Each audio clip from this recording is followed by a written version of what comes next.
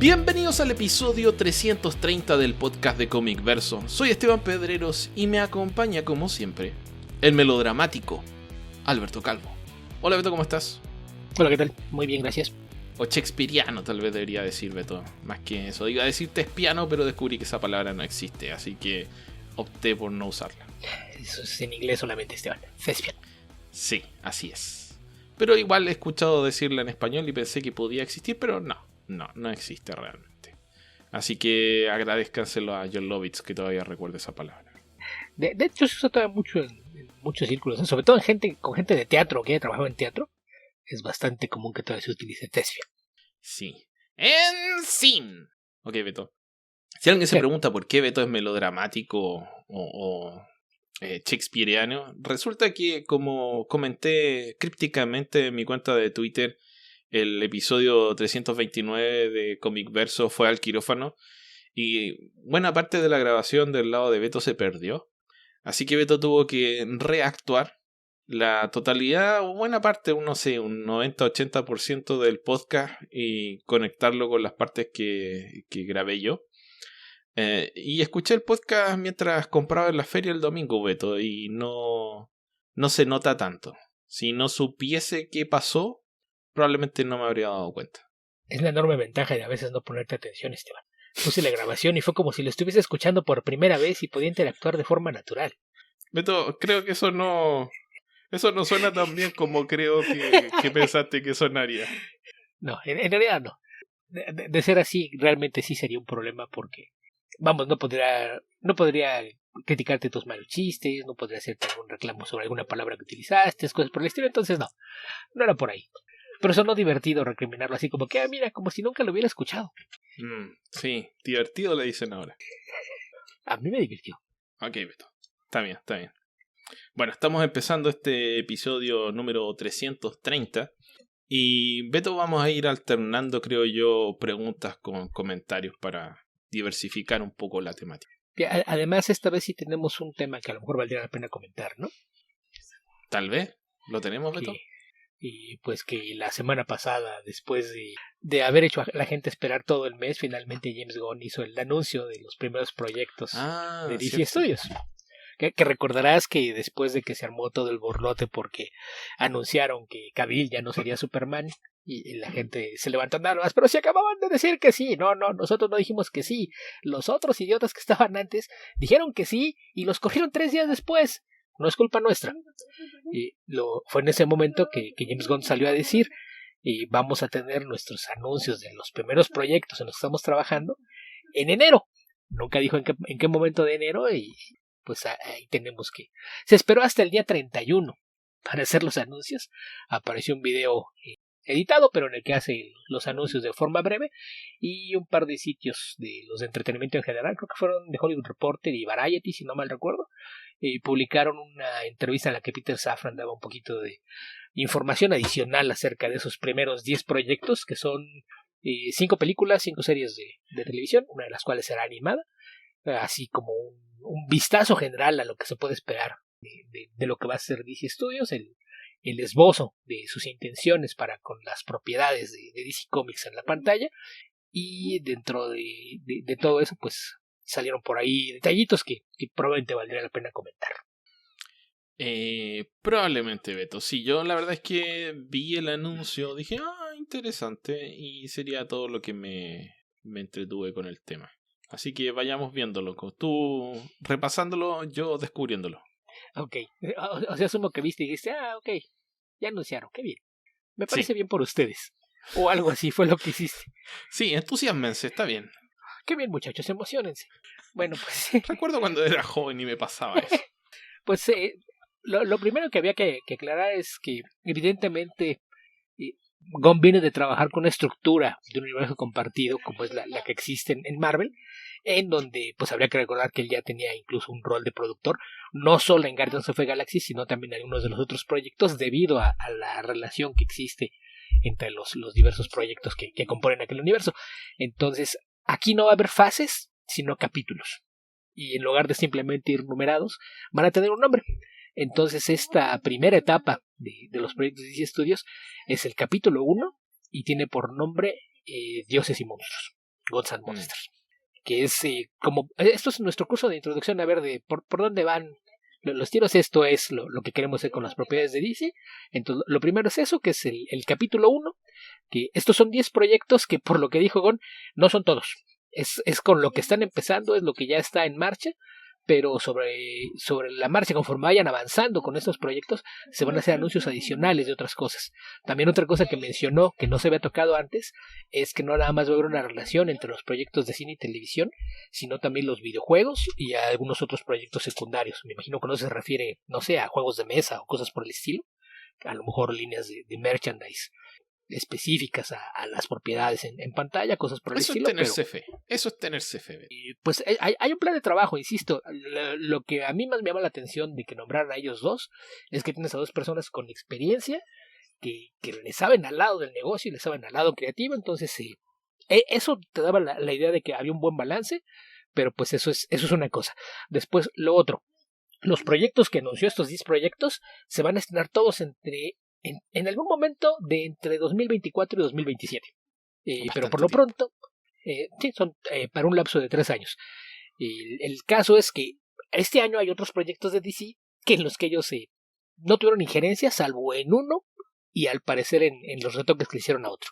Los proyectos que quedan de lo que fue el universo expandido DC o DCEU, por sus siglas en inglés, son las películas postergadas, que es Shazam Fury of the Gods, que se estrena el 17 de marzo, The Flash, antes conocida como Flashpoint, que parece que ya no es así, que se estrena el 16 de junio, Blue Beetle, que llega el 18 de agosto, y Aquaman and the Lost Kingdom, que es para el 25 de diciembre.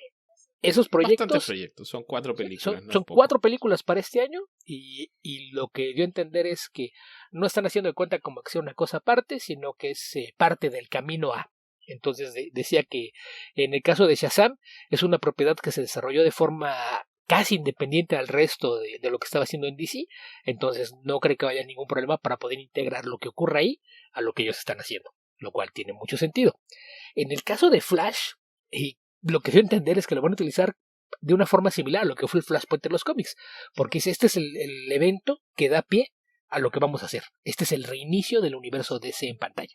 Entonces, al parecer, buena parte del retraso fue que en los últimos meses se le estuvieron haciendo retoques, hicieron reshoots y demás para ajustar la película. Quitaron algunos cameos, al parecer agregaron otros y le hicieron algunas cosas a la historia para que sirva como el punto de partida. En el caso de Blue Beetle, que es el estreno de agosto, ahí es un caso curioso, porque esa película es producida por Peter Safran. Desde mucho antes de que se anunciara que él iba a quedar al cargo de esto, pues este era un proyecto independiente que presenta un nuevo personaje y que de una u otra forma ya llevaba un poquito la visión de la gente que se queda, porque además en el guión James Gunn fue consultor, sin tener un crédito, como que hizo algo, pero al parecer él revisó el guión y ayudó a ver el rumbo que le iban a dar a la película. Entonces, de una u otra forma, creo que Blue Beetle podía contarse como un protoproyecto de DC Studios. Y en el caso de Aquaman de Lost Kingdom, pues dijo que era el cerrar la etapa antigua para ya mirar de cara al futuro. Entonces, eso es lo que toca a los proyectos que quedan para 2023. Para 2024, que van a empezar los proyectos nuevos, no hay fechas determinadas todavía para nada de ellos, excepto la película de Superman. Es lo único que tiene una fecha, que será para el mes de julio de 2025. Es el 11 de julio de 2025. Los otros 9 proyectos no hay una fecha definida, todos van a aparecer en algún momento entre 2024 y 2027, pero todavía no hay fechas para ninguno de ellos, no se sabe exactamente cuál va a ser el orden, pero el orden en el que los dio a entender que más o menos ese era el orden con el que los iban a llevar. Entonces, lo otro que queda ahí volando, que tenemos como pendientes, son 2 películas a las que les puse una etiqueta que te va a llamar la atención. Uno de esos proyectos es la secuela de The Joker, que sabemos que a nosotros no nos interesa, entonces, pues ya, que la mención está de más, pero el otro es la secuela de The Batman, de Matt Reeves. Y dijo que esos proyectos, como desde un inicio se pensaron como cosas independientes, se van a seguir manejando de esa manera. Y para distinguirlos de lo que están haciendo ellos, van a llevar un sello en particular junto al logo de DC Studios, Elseworlds.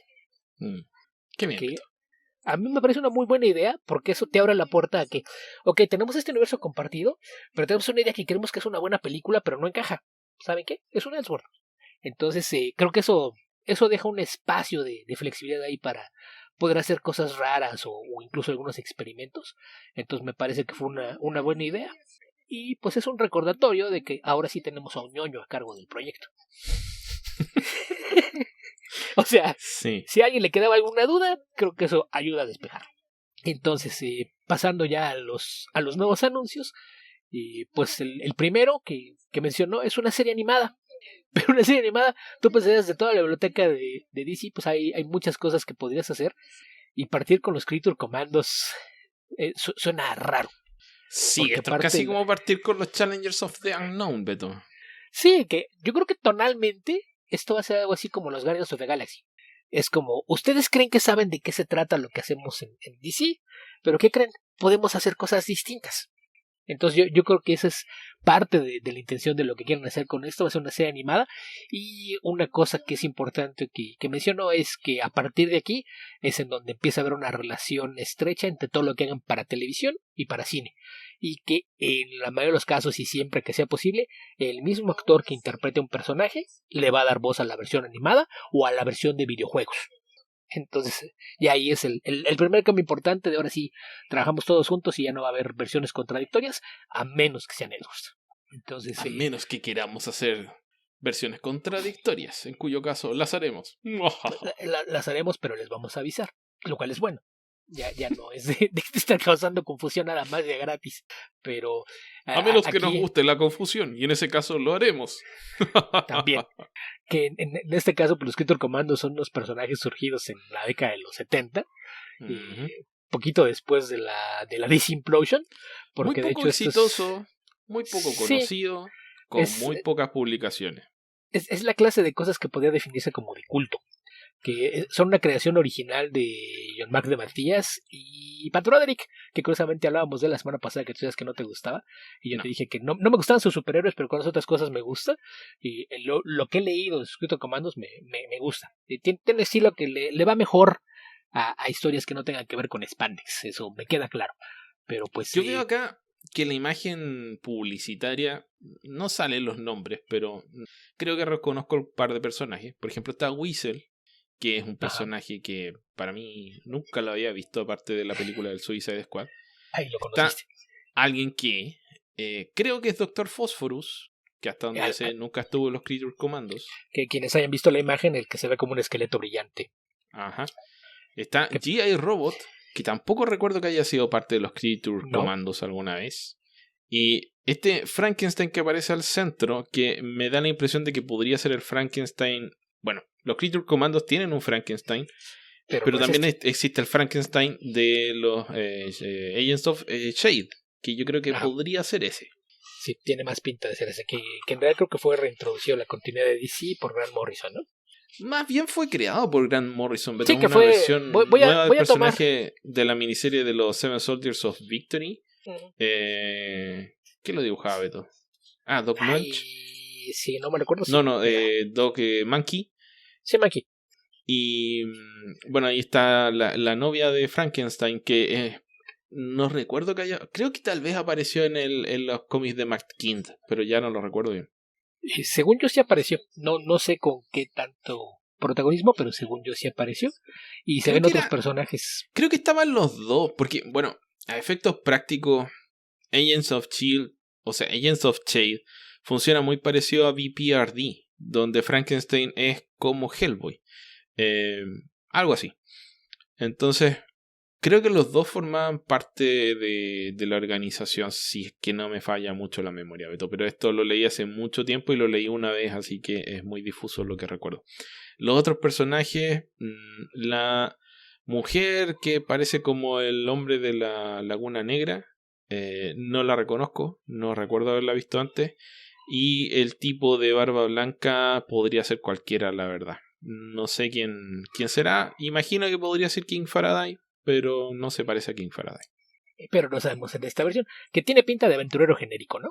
Tiene la camisa color khaki con bolsas, es el look de aventurero genérico. Entonces, bien podría ser su propia versión de Alan Quatermain o algo por el estilo. Entonces, no sabemos, pero sí, se ve intrigante esto porque no son los Twitter Commandos originales, es una iteración nueva con algunos monstruos o fenómenos que hay en el universo de DC. Entonces, por eso digo que lo siento más como un intento tonal de vamos a hacer que podemos hacer cosas distintas.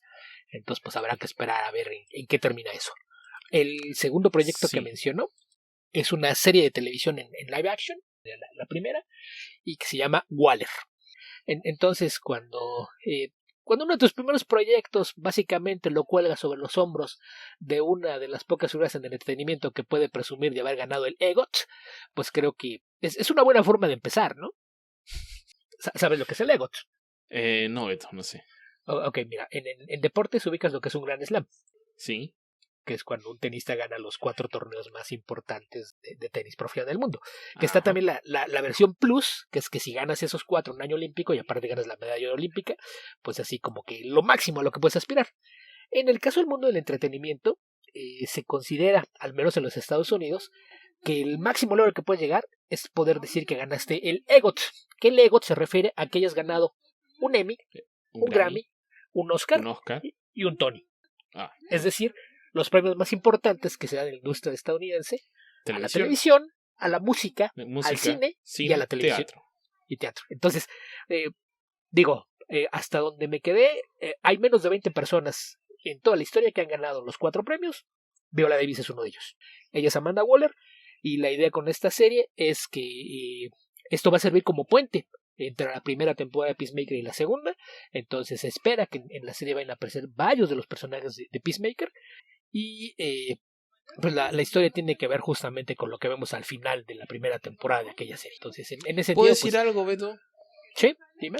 Espero que esto sea un retcon de Amanda Waller y la corrijan en dirección hacia el personaje que escribía John Ostrander, porque la versión que han utilizado de Amanda Waller en el universo DC no tiene pies ni cabeza.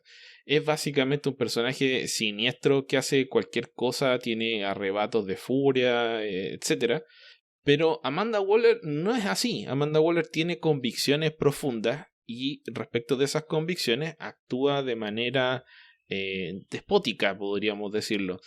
Pero no es porque sí. Entonces, sí, hay una hay que reconstruir el personaje, claro. Ahora, no es que eso sea consistente a lo largo de la historia del personaje. El personaje se lo ha utilizado de manera estúpida muchas veces. Por ejemplo, un gran escritor como Jeff Loeb en una gran serie como Superman Batman lo utilizó de manera brillantemente idiota. Aquí no tenemos emojis, entonces tendrías que inventarte algún efecto de sonido o algo, o decir algo para decir modo de sarcasmo activado. Dices eso y luego regresas modo de sarcasmo desactivado. Y ya, sabemos que eso que dijiste no era en serio, porque si no alguien va a creer que en realidad piensas eso de Jeff Loeb y su trabajo y no queremos arriesgarnos a causar esa mala impresión. No queremos arriesgar demanda. Además, es otra cuestión. Pero sí, yo creo que eso apunta justamente al final de Peacemaker, ¿no? Porque lo que hace es poner una posición en la que no va a poder seguir haciendo lo que hace de la forma en que lo hace. Entonces yo asumo que esta serie va a ser, nos importa tener a Amanda Waller, nos importa que funcione, entonces vamos a aprovechar esto que ya sembramos por acá, vamos a hacer algo con ella, que la deje en un lugar distinto y que nos permita trabajar de mejor manera de aquí en adelante.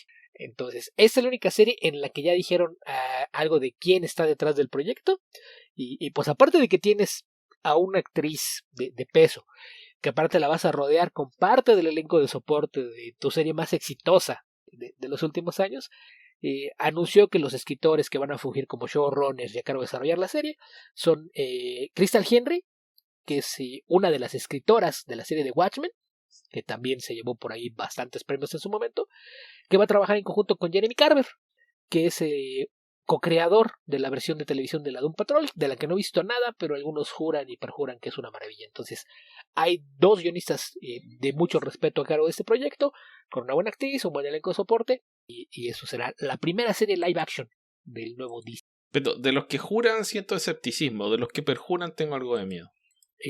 No pues quiero que me obliguen a ver la serie. A mí me gusta decirlo así porque eso cubre todas las bases y no pueden decir, no, yo dije eso, yo no soy de los que juran. A lo mejor perjuran. Entonces, al decirlo de esa forma, cubrimos todas las bases. Sí, nos gusta que la gente escuche este podcast con un diccionario al lado, Beto. Eso siempre es bueno. Ok, ¿qué más, Beto? ¿Qué más? El tercer proyecto es la ya mencionada película de Superman, que ahora sabemos que lleva por título Superman Legacy. El guión lo está escribiendo el propio James Gunn.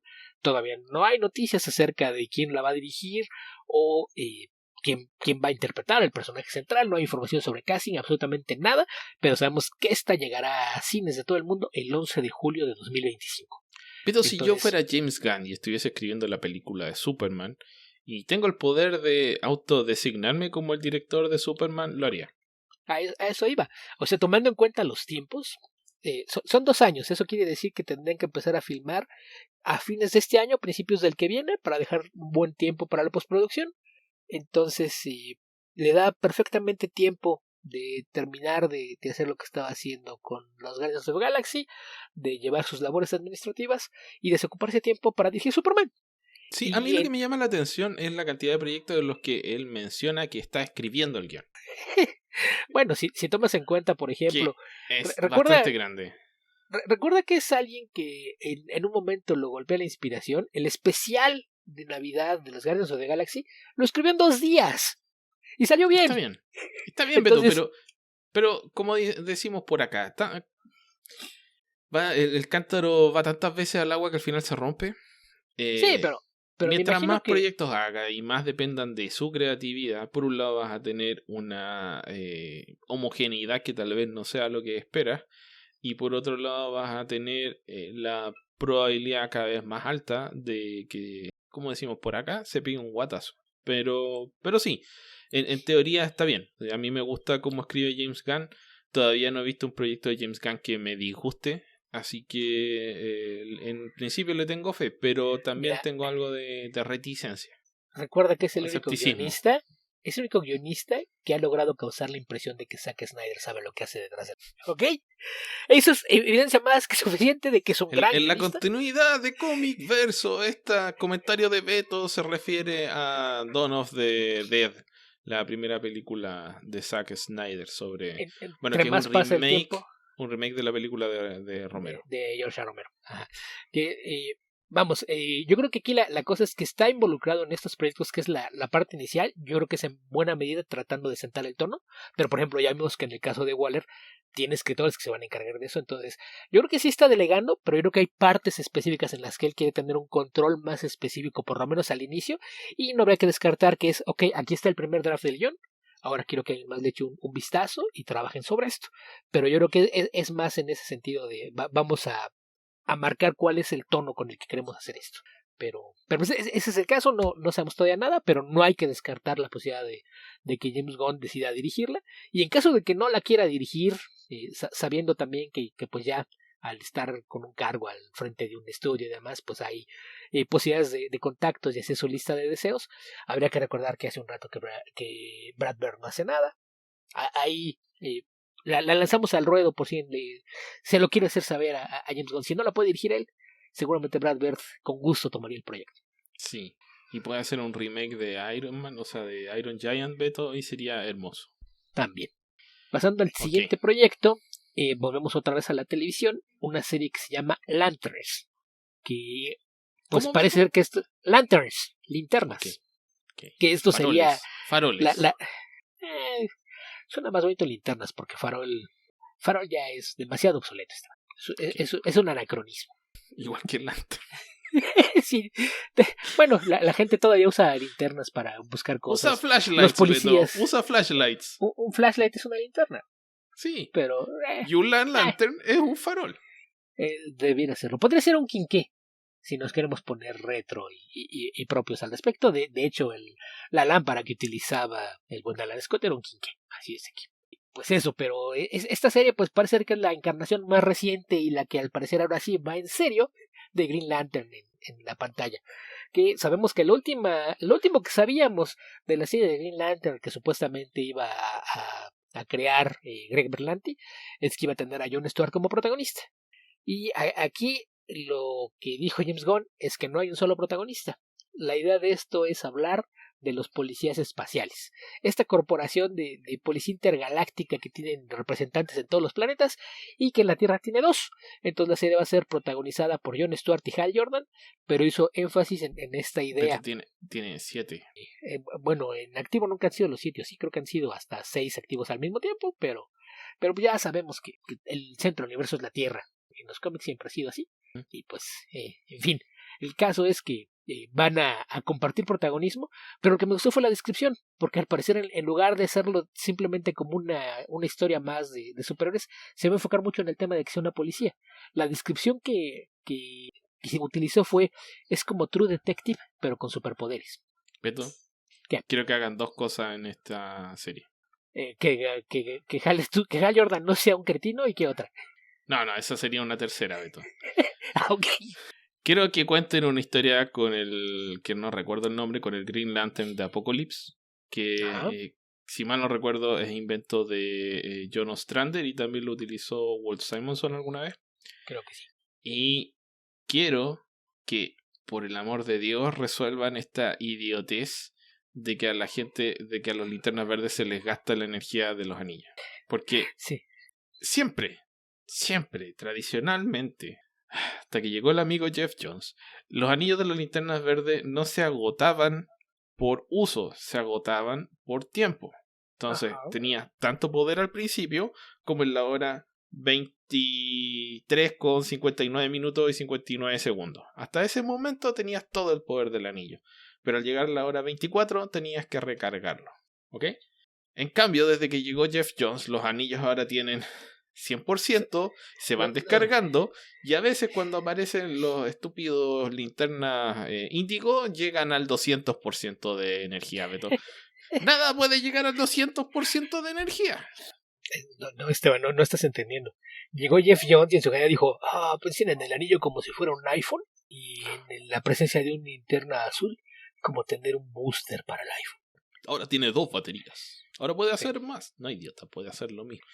No puede hacer más. Sí, lo puede hacer tonto. por más tiempo.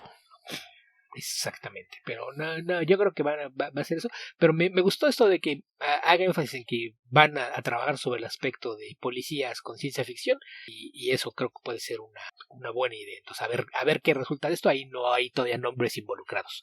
Después, regresando al cine, hay la película que se siente como la gran sorpresa en estos anuncios, incluso más que los Critical Commandos. Tu primera película de un equipo de superhéroes va a ser The Authority. Y aquí es cuando dices, ok, la administración anterior dijo, sí, podemos aventar a Liga de la Justicia sin preparación, pues qué, total, ¿qué puede salir mal? Y ya vimos lo que pasó. En este caso, dice, sí, podríamos, ya la gente conoce a los personajes, podríamos intentar rehacer la liga, pero no, vamos a hacer algo distinto. The Authority, que está basado en un cómic creado por Warren Ellis y Brian Hitch, contrariamente a lo que dicen muchos influencers e idiotas de sitios web por ahí, que andan diciendo, van a llevar a vida el cómic de Mark Millar. Cómics, me acabo de dar cuenta de eso, claro que sí. Pero pues en fin, es un cómic creado hace 25 años que pues era justamente como una antiliga de la justicia, ¿no? Era todo lo opuesto a que es de la liga.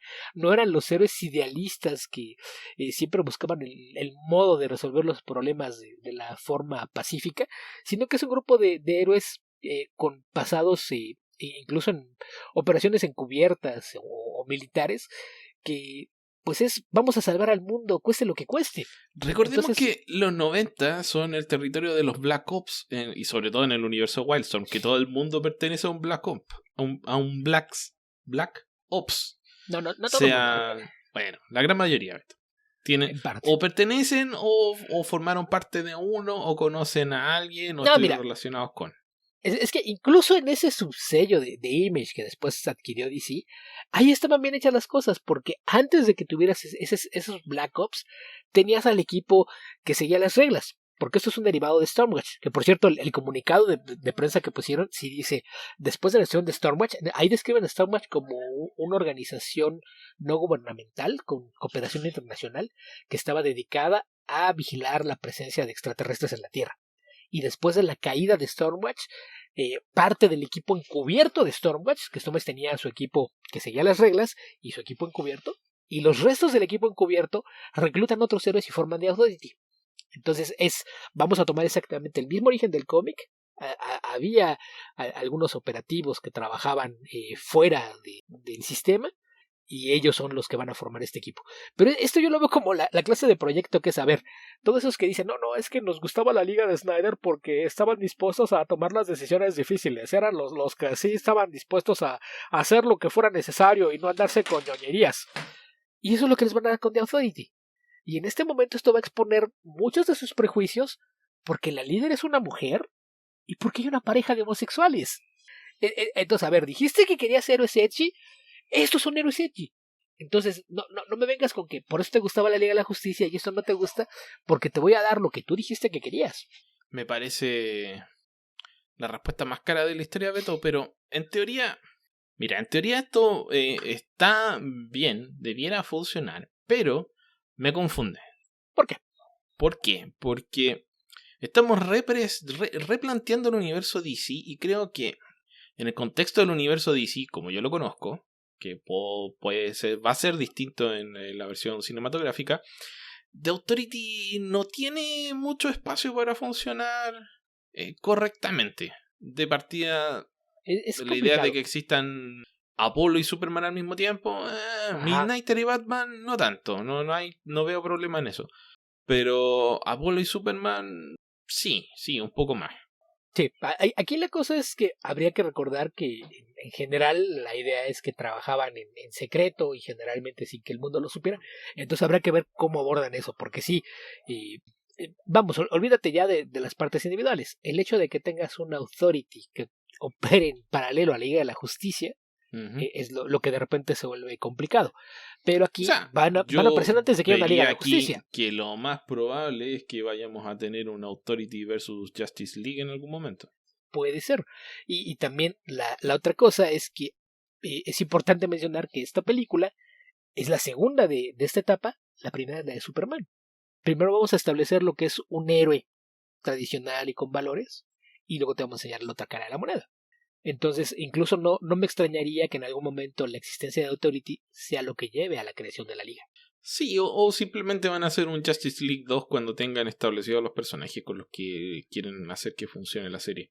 O sea, la película. Sí. Realmente Justice League no requiere demasiadas explicaciones. Es un concepto ampliamente conocido. Y basta con crear una historia donde se puedan desarrollar los personajes de manera sencilla. Poder partir inmediatamente... a ver, es como lo que pasa en Avengers, la de Joss Whedon, que tiene una introducción relativamente larga, pero el hecho de que ya tengas a los personajes, que los personajes ya se conozcan, o sea, ya existan y la gente ya los conozca, te ahorra tener que estar explicando muchas cosas. Entonces, si haces una Justice League cuando ya tienes a los personajes presentados y a diferencia de los Avengers donde los personajes tienen conflictos, la Justice League no tienen conflictos generalmente, se llevan bien, salen a comer asado, se juntan afuera de Metrópolis, en la cueva esa y hacen cosas. Entonces tienen citas dobles.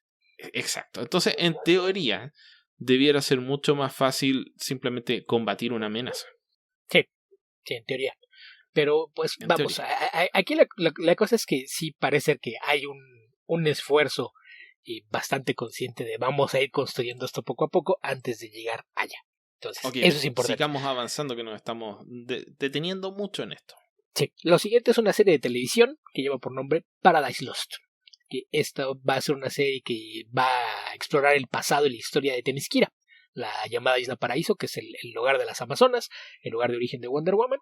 Aquí, una vez más, no hay nadie involucrado todavía, pero pues me parece que el tiempo coincide un poquito con la miniserie de especiales del año pasado que escribió Kelly Sue DeConnick con varios artistas, que era Wonder Woman Historia de Amazon. Sí. Yo creo que va a ser un poquito eso. Esta es la que me genera más problemas hasta ahora, Beto. ¿Por qué? ¿Por qué? Porque bajo el concepto de Wonder Woman que funciona, el que funciona, no digo que sea el único, pero el que funciona, que es el de George Pérez. Themyscira es una isla idílica, por algo se llama Isla Paraíso. La idea es que es una sociedad utópica constituida por mujeres, donde se ha ido, a medida que avanza el tiempo, se han suavizado los temas sexuales, pero eventualmente hay una libertad de todo tipo. Entonces, la idea de crear una intriga política donde las amazonas entre las distintas tribus o entre sí existen intrigas políticas y muerte y asesinato, bueno, destruye uno de los principios de Themyscira, que es la idea de que el conflicto deriva de los hombres, no del hombre como raza, sino que de los hombres como sexo masculino, y que las mujeres, a diferencia de los hombres, sí son capaces de construir una sociedad perfecta. En parte, porque habrá que recordar que también la idea de que decidan independizarse y tener una aldea donde esté prohibida la presencia de los hombres viene del pasado que tuvieron. Entonces, no sabemos qué tan atrás se va a ir la serie. Pero es que, mira, es hasta cierto cosa. O sea, nuevamente, depende, porque en la historia de George Pérez, porque hay varias historias nuevamente, en la historia de George Pérez, las amazonas finalmente se relacionan con los hombres, específicamente con Hércules y el ejército. Son víctimas de violación, son esclavizadas y eventualmente ya se rebelan y matan a un montón de gente. Y una de las personas a las que matan o hieren es Hércules. Entonces el castigo que reciben y la misericordia que reciben es quedar aisladas del mundo de los hombres y les entregan esta isla donde vivir. Pero una vez que llegan a la isla, una vez que viven en Themyscira, no hay más conflicto para las amazonas. Fin de la historia en ese sentido, no pasa nada. Aparece Wonder Woman, después Wonder Woman se va. En fin, todos los otros conflictos son siempre invasiones. La isla en sí es perfecta. Esa es la, digamos, la premisa, la forma de contrastar las visiones del personaje. ¿Sabes cuál es mi problema con esa idílica isla en Tico Paraíso? Ok. Aburrido. Sí, pero es que tiene una función. Es así por un motivo. Sí, entonces, ¿y qué te dice que esto no se va a ir más atrás y vas a ver hombres en la isla? ¿Qué te dice que esto no es antes de que se aíslen del mundo? ¿Cómo lo puedes asegurar? Beto, recuerdo un escritor muy estimado por mucha gente, excepto por mí, que se llama Brian Azzarello, que hizo una historia que fue muy aclamada por mucha gente, excepto por mí, que se llama Brian Azzarello, y que hizo una historia muy aclamada por mucha gente, excepto por mí, donde las amazonas salen de la isla, violan hombres, los matan, y después matan a todos los hijos que tienen, que nacen como hombres, y se quedan solamente con las mujeres. ¿Qué mejor forma de destruir el concepto idílico, que como dije, es idílico, es reduccionista, es hasta cierto punto caricaturesco, pero cumple una función? A lo que me refiero es a que te dice que esta serie no te va a contar el origen del concepto idílico. Insisto, Beto, escepticismo. Siguiente serie. Ok. Y no, lo que sigue es una película. Y es otra que también resulta en sorpresa y que era la que es importante que surgiera antes el tema de la etiqueta de los héroes. La siguiente película llevará por título The Brave and the Bold y va a contar la historia de Batman, Bruce Wayne y Robin, su hijo Damian. Así es de que aquí específicamente, James Gunn lo dijo, vamos a tomar los cómics de Grant Morrison y vamos a adaptar esa versión de Batman y Robin a la pantalla. Es Batman tratando de enderezar el camino de su hijo que fue criado para convertirse en un asesino. O sea, vamos a ver a los Man-Bat Ninja, Beto. Es probable. No lo sé. Habrá que ver cuál es el enfoque. Pero la idea de entrada de tener...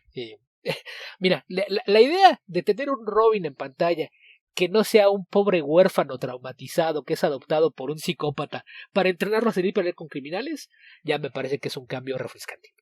Beto, no vamos a poner en riesgo a nadie, es más, vamos a poner en riesgo a los criminales. Beto, si le quitan la parte de huérfano, la definición es exacta a Damian Wayne. No, pero Damian Wayne es alguien que fue criado para acabar con la gente, es un asesino entrenado. Entonces, aquí no es voy a tomar a un huérfano traumatizado. Y una madre psicópata y un padre psicópata. Pero no es huérfano, pero es entrenado por un psicópata. Y no es voy a poner en riesgo para combatir el crimen, es para matar gente. Mira, la descripción puede empatar, pero la intención es distinta. Okay. No es lo mismo tomar a un huérfano traumatizado y ponerlo en peligro cada noche que tomar a un psicópata entrenado y poner en riesgo al resto de la gente cada noche. Creo que la dinámica es muy distinta. Un psicópata entrenado que es un niño de 8 años. Sí. Quiero pensar que va a ser un poco más grande. El maltrato infantil está igualmente presente. Aquí esperemos el efecto Hit Girl no vamos a tener un niño de 8 años, vamos a tener un niño de probablemente 13 o 14, lo cual no cambia mucho el hecho de lo que hay como trasfondo, pero me parece una buena idea porque Morrison hizo cosas interesantes con el concepto y si ese es el punto de partida, creo que puede funcionar.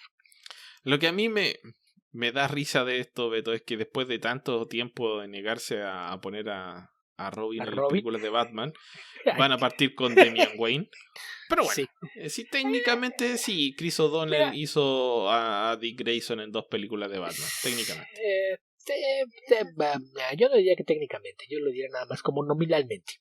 Pero eso, entonces a ver en qué sale eso. Y aquí también puede tener que ver un poquito el desmarcarte ya sabiendo que Dick ya está bien establecido como nadie y tratar de regresar tanto al pasado, pues a lo mejor podría jugar en contra hacia planes futuros, pero en fin. Después de ahí vamos otra vez a televisión. Por supuesto también tuvimos al oficial Robin, Beto, en The Dark Knight Rises.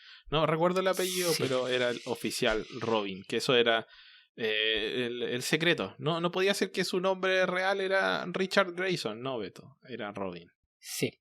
Pero bueno, habrá quien siga diciendo que Christopher Nolan es un genio. Yo no sé dónde sacan eso. Es tan genio como Elon Musk. Pero tal vez es un genio, Beto. Un genio González. Solo que también sea un hombre secreto. Y que se revela solo hasta el final. Pero bueno, en fin. Si se les pasó la alusión, es un personaje de Condorito. Después vamos a televisión nuevamente con la serie de Booster Gold. Que es, una vez más, un ejemplo de que puedes explorar el género de superhéroes desde distintos puntos de vista, ¿no? Para fines prácticos, este es un perdedor del futuro que decide tomar tecnología de entonces y viajar a la época de oro de los héroes para convertirse en un superhéroe y ser el más popular y querido de todos.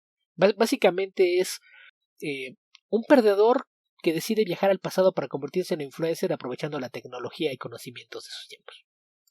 Sí, o más que influencer en un famosillo. Un famosillo, pero superhéroe. Algo así. Que si lo piensas bien, también es algo que te podría permitir jugar un poquito con explorar el síndrome del impostor en el género de superhéroes.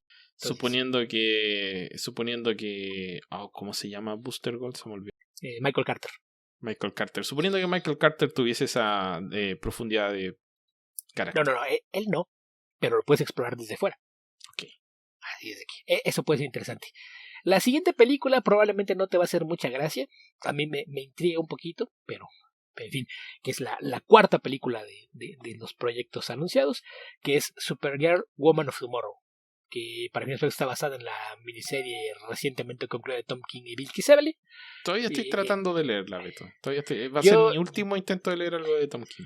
Mira, esta es la única cosa de Tom King en el último par de años que me han recomendado 3 personas en las que todavía confío. Entonces, estoy muy tentado de leerla ahora que se anunció esto, para ver por dónde va, aunque sí creo que tiene un poquito del cinismo, que es lo que nos ha cansado de lo que por lo menos es bonita.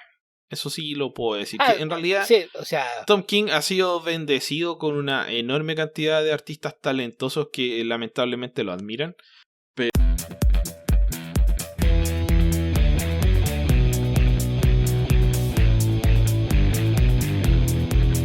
bienvenidos al episodio 330 del podcast de Comic Verso. Soy Esteban Pedreros y me acompaña, como siempre, el melodramático Alberto Calvo. Hola Beto, ¿cómo estás? Hola, ¿qué tal? Muy bien, gracias. O shakespeariano, tal vez debería decir, Beto. Más que eso. Iba a decir tespiano, pero descubrí que esa palabra no existe, así que opté por no usarla. Eso es en inglés solamente, Esteban. Thespian. Sí, así es. Pero igual he escuchado decirla en español y pensé que podía existir, pero no existe realmente. Así que agradezcanselo a John Lovitz que todavía recuerda esa palabra. De hecho, se usa todavía mucho en muchos círculos, sobre todo con gente de teatro que haya trabajado en teatro. Es bastante común que todavía se utilice Thespian. Sí. En fin. Ok, Beto. Si alguien se pregunta por qué Beto es melodramático o shakespeariano, resulta que, como comenté crípticamente en mi cuenta de Twitter, el episodio 329 de Comic Verso fue al quirófano y buena parte de la grabación del lado de Beto se perdió. Así que Beto tuvo que reactuar la totalidad o buena parte, un 90-80% del podcast y conectarlo con las partes que grabé yo. Y escuché el podcast mientras compraba en la feria el domingo, Beto, y no se nota tanto. Si no supiese qué pasó, probablemente no me habría dado cuenta. Es la enorme ventaja de a veces no ponerte atención, Esteban. Puse la grabación y fue como si lo estuviese escuchando por primera vez y podía interactuar de forma natural. Beto, creo que eso no suena tan bien como creo que pensaste que sonaría. No, en realidad no. De ser así, realmente sí sería un problema porque, vamos, no podría criticarte tus malos chistes, no podría hacerte algún reclamo sobre alguna palabra que utilizaste, cosas por el estilo, entonces no era por ahí. Pero sonó divertido recriminarlo así como que, mira, como si nunca lo hubiera escuchado. Sí, divertido le dicen ahora. A mí me divirtió. Ok, Beto, está bien. Bueno, estamos empezando este episodio número 330 y Beto vamos a ir alternando, creo yo, preguntas con comentarios para diversificar un poco la temática. Además, esta vez sí tenemos un tema que a lo mejor valdría la pena comentar, ¿no? Tal vez. ¿Lo tenemos, Beto? Y pues que la semana pasada, después de haber hecho a la gente esperar todo el mes, finalmente James Gunn hizo el anuncio de los primeros proyectos de DC Studios. Que recordarás que después de que se armó todo el borlote porque anunciaron que Cavill ya no sería Superman y la gente se levantó en armas, pero se acababan de decir que sí. No, nosotros no dijimos que sí. Los otros idiotas que estaban antes dijeron que sí y los corrieron 3 días después. No es culpa nuestra. Y fue en ese momento que James Gunn salió a decir vamos a tener nuestros anuncios de los primeros proyectos en los que estamos trabajando en enero. Nunca dijo en qué momento de enero y pues ahí tenemos que... Se esperó hasta el día 31 para hacer los anuncios.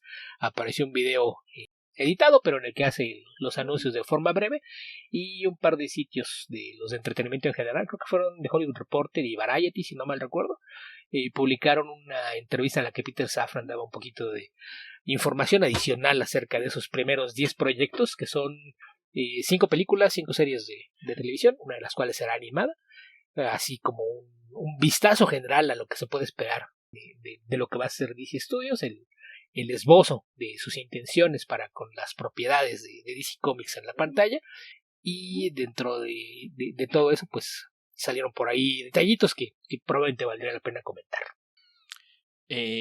Probablemente, Beto. Sí, yo la verdad es que vi el anuncio, dije, interesante, y sería todo lo que me entretuve con el tema. Así que vayamos viéndolo, tú repasándolo, yo descubriéndolo.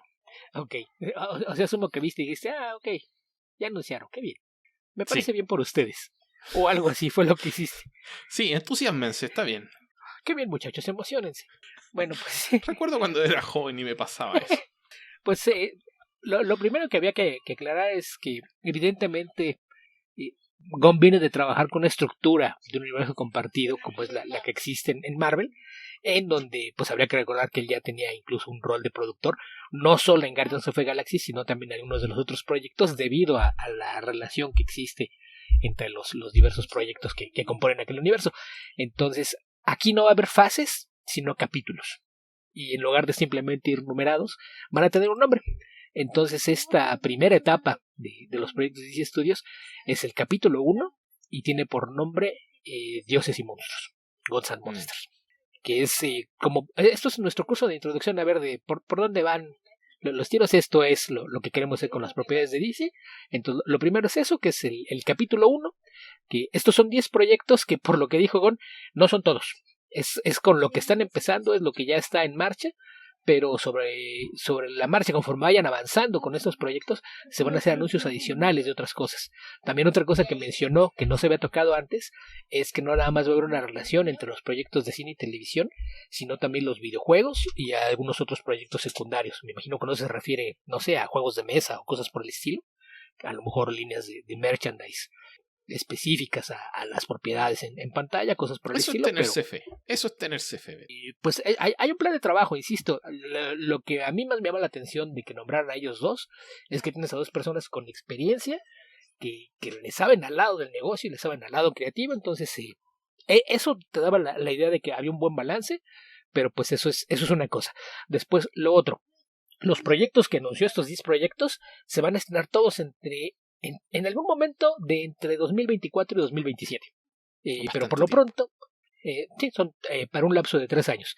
El caso es que este año hay otros proyectos de DC en los que ellos no tuvieron injerencia salvo en uno y al parecer en los retoques que le hicieron a otro. Los proyectos que quedan de lo que fue el universo expandido DC o DCEU, por sus siglas en inglés, son las películas postergadas, que es Shazam Fury of the Gods, que se estrena el 17 de marzo, The Flash, antes conocida como Flashpoint, que parece que ya no es así, que se estrena el 16 de junio, Blue Beetle, que llega el 18 de agosto, y Aquaman and the Lost Kingdom, que es para el 25 de diciembre. Esos proyectos... Bastantes proyectos, son 4 películas. Son 4 películas para este año y lo que dio a entender es que no están haciendo de cuenta como que sea una cosa aparte, sino que es parte del camino a. Entonces decía que en el caso de Shazam es una propiedad que se desarrolló de forma casi independiente al resto de lo que estaba haciendo en DC, entonces no cree que haya ningún problema para poder integrar lo que ocurra ahí a lo que ellos están haciendo, lo cual tiene mucho sentido. En el caso de Flash, lo que dio a entender es que lo van a utilizar de una forma similar a lo que fue el Flashpoint de los cómics, porque este es el evento que da pie a lo que vamos a hacer. Este es el reinicio del universo DC en pantalla. Entonces, al parecer, buena parte del retraso fue que en los últimos meses se le estuvieron haciendo retoques, hicieron reshoots y demás para ajustar la película. Quitaron algunos cameos, al parecer agregaron otros y le hicieron algunas cosas a la historia para que sirva como el punto de partida. En el caso de Blue Beetle, que es el estreno de agosto, ahí es un caso curioso, porque esa película es producida por Peter Safran. Desde mucho antes de que se anunciara que él iba a quedar al cargo de esto, pues este era un proyecto independiente que presenta un nuevo personaje y que de una u otra forma ya llevaba un poquito la visión de la gente que se queda, porque además en el guión James Gunn fue consultor, sin tener un crédito, como que hizo algo, pero al parecer él revisó el guión y ayudó a ver el rumbo que le iban a dar a la película. Entonces, de una u otra forma, creo que Blue Beetle podía contarse como un protoproyecto de DC Studios. Y en el caso de Aquaman de Lost Kingdom, pues dijo que era el cerrar la etapa antigua para ya mirar de cara al futuro. Entonces, eso es lo que toca a los proyectos que quedan para 2023. Para 2024, que van a empezar los proyectos nuevos, no hay fechas determinadas todavía para nada de ellos, excepto la película de Superman. Es la única que tiene una fecha, que será para el mes de julio de 2025. Es el 11 de julio de 2025. Los otros 9 proyectos no hay una fecha definida, todos van a aparecer en algún momento entre 2024 y 2027, pero todavía no hay fechas para ninguno de ellos, no se sabe exactamente cuál va a ser el orden, pero el orden en el que los dio a entender que más o menos ese era el orden con el que los iban a llevar. Entonces, lo otro que queda ahí volando, que tenemos como pendientes, son 2 películas a las que les puse una etiqueta que te va a llamar la atención. Uno de esos proyectos es la secuela de The Joker, que sabemos que a nosotros no nos interesa, entonces, pues ya, que la mención está de más, pero el otro es la secuela de The Batman, de Matt Reeves. Y dijo que esos proyectos, como desde un inicio se pensaron como cosas independientes, se van a seguir manejando de esa manera. Y para distinguirlos de lo que están haciendo ellos, van a llevar un sello en particular junto al logo de DC Studios, Elseworlds. Qué bien. Que a mí me parece una muy buena idea, porque eso te abre la puerta a que, ok, tenemos este universo compartido, pero tenemos una idea que creemos que es una buena película, pero no encaja. ¿Saben qué? Es un Elseworlds. Entonces, creo que eso deja un espacio de flexibilidad ahí para poder hacer cosas raras o incluso algunos experimentos. Entonces me parece que fue una buena idea. Y pues es un recordatorio de que ahora sí tenemos a un ñoño a cargo del proyecto. O sea, sí. Si a alguien le quedaba alguna duda, creo que eso ayuda a despejar. Entonces, pasando ya a los nuevos anuncios, pues el primero que mencionó es una serie animada. Pero una serie animada, tú pensarías de toda la biblioteca de DC, pues hay muchas cosas que podrías hacer. Y partir con los Creature Commandos suena raro. Sí, esto es casi como partir con los Challengers of the Unknown, Beto. Sí, que yo creo que tonalmente esto va a ser algo así como los Guardians of the Galaxy. Es como, ustedes creen que saben de qué se trata lo que hacemos en DC, pero ¿qué creen? Podemos hacer cosas distintas. Entonces yo creo que esa es parte de la intención de lo que quieren hacer con esto. Va a ser una serie animada. Y una cosa que es importante que menciono es que a partir de aquí es en donde empieza a haber una relación estrecha entre todo lo que hagan para televisión y para cine. Y que en la mayoría de los casos y siempre que sea posible, el mismo actor que interprete un personaje le va a dar voz a la versión animada o a la versión de videojuegos. Entonces, ya ahí es el primer cambio importante de ahora sí trabajamos todos juntos y ya no va a haber versiones contradictorias, a menos que sean Elseworlds. Entonces, a menos que queramos hacer versiones contradictorias, en cuyo caso las haremos. Las haremos, pero les vamos a avisar, lo cual es bueno. Ya no es de estar causando confusión nada más de gratis. Pero a menos que nos guste la confusión, y en ese caso lo haremos. También. Que en este caso, pues, los Creature Commandos son unos personajes surgidos en la década de los 70. Poquito después de la DC Implosion. Porque muy poco de hecho exitoso, muy poco conocido, con muy pocas publicaciones. Es la clase de cosas que podría definirse como de culto. Que son una creación original de John Mark de Matías y Pat Broderick, que curiosamente hablábamos de la semana pasada, que tú sabes que no te gustaba, y yo te dije que no me gustaban sus superhéroes, pero con las otras cosas me gusta, y lo que he leído de sus Creature Commandos me gusta. Tiene estilo que le va mejor a historias que no tengan que ver con spandex, eso me queda claro.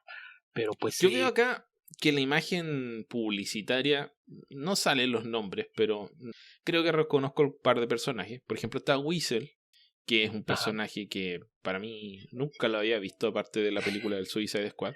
Ahí lo conociste. Está alguien que creo que es Dr. Phosphorus, que hasta donde sé nunca estuvo en los Creature Commandos. Que quienes hayan visto la imagen, el que se ve como un esqueleto brillante. Ajá.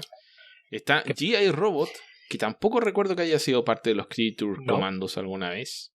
Y este Frankenstein que aparece al centro, que me da la impresión de que podría ser el Frankenstein.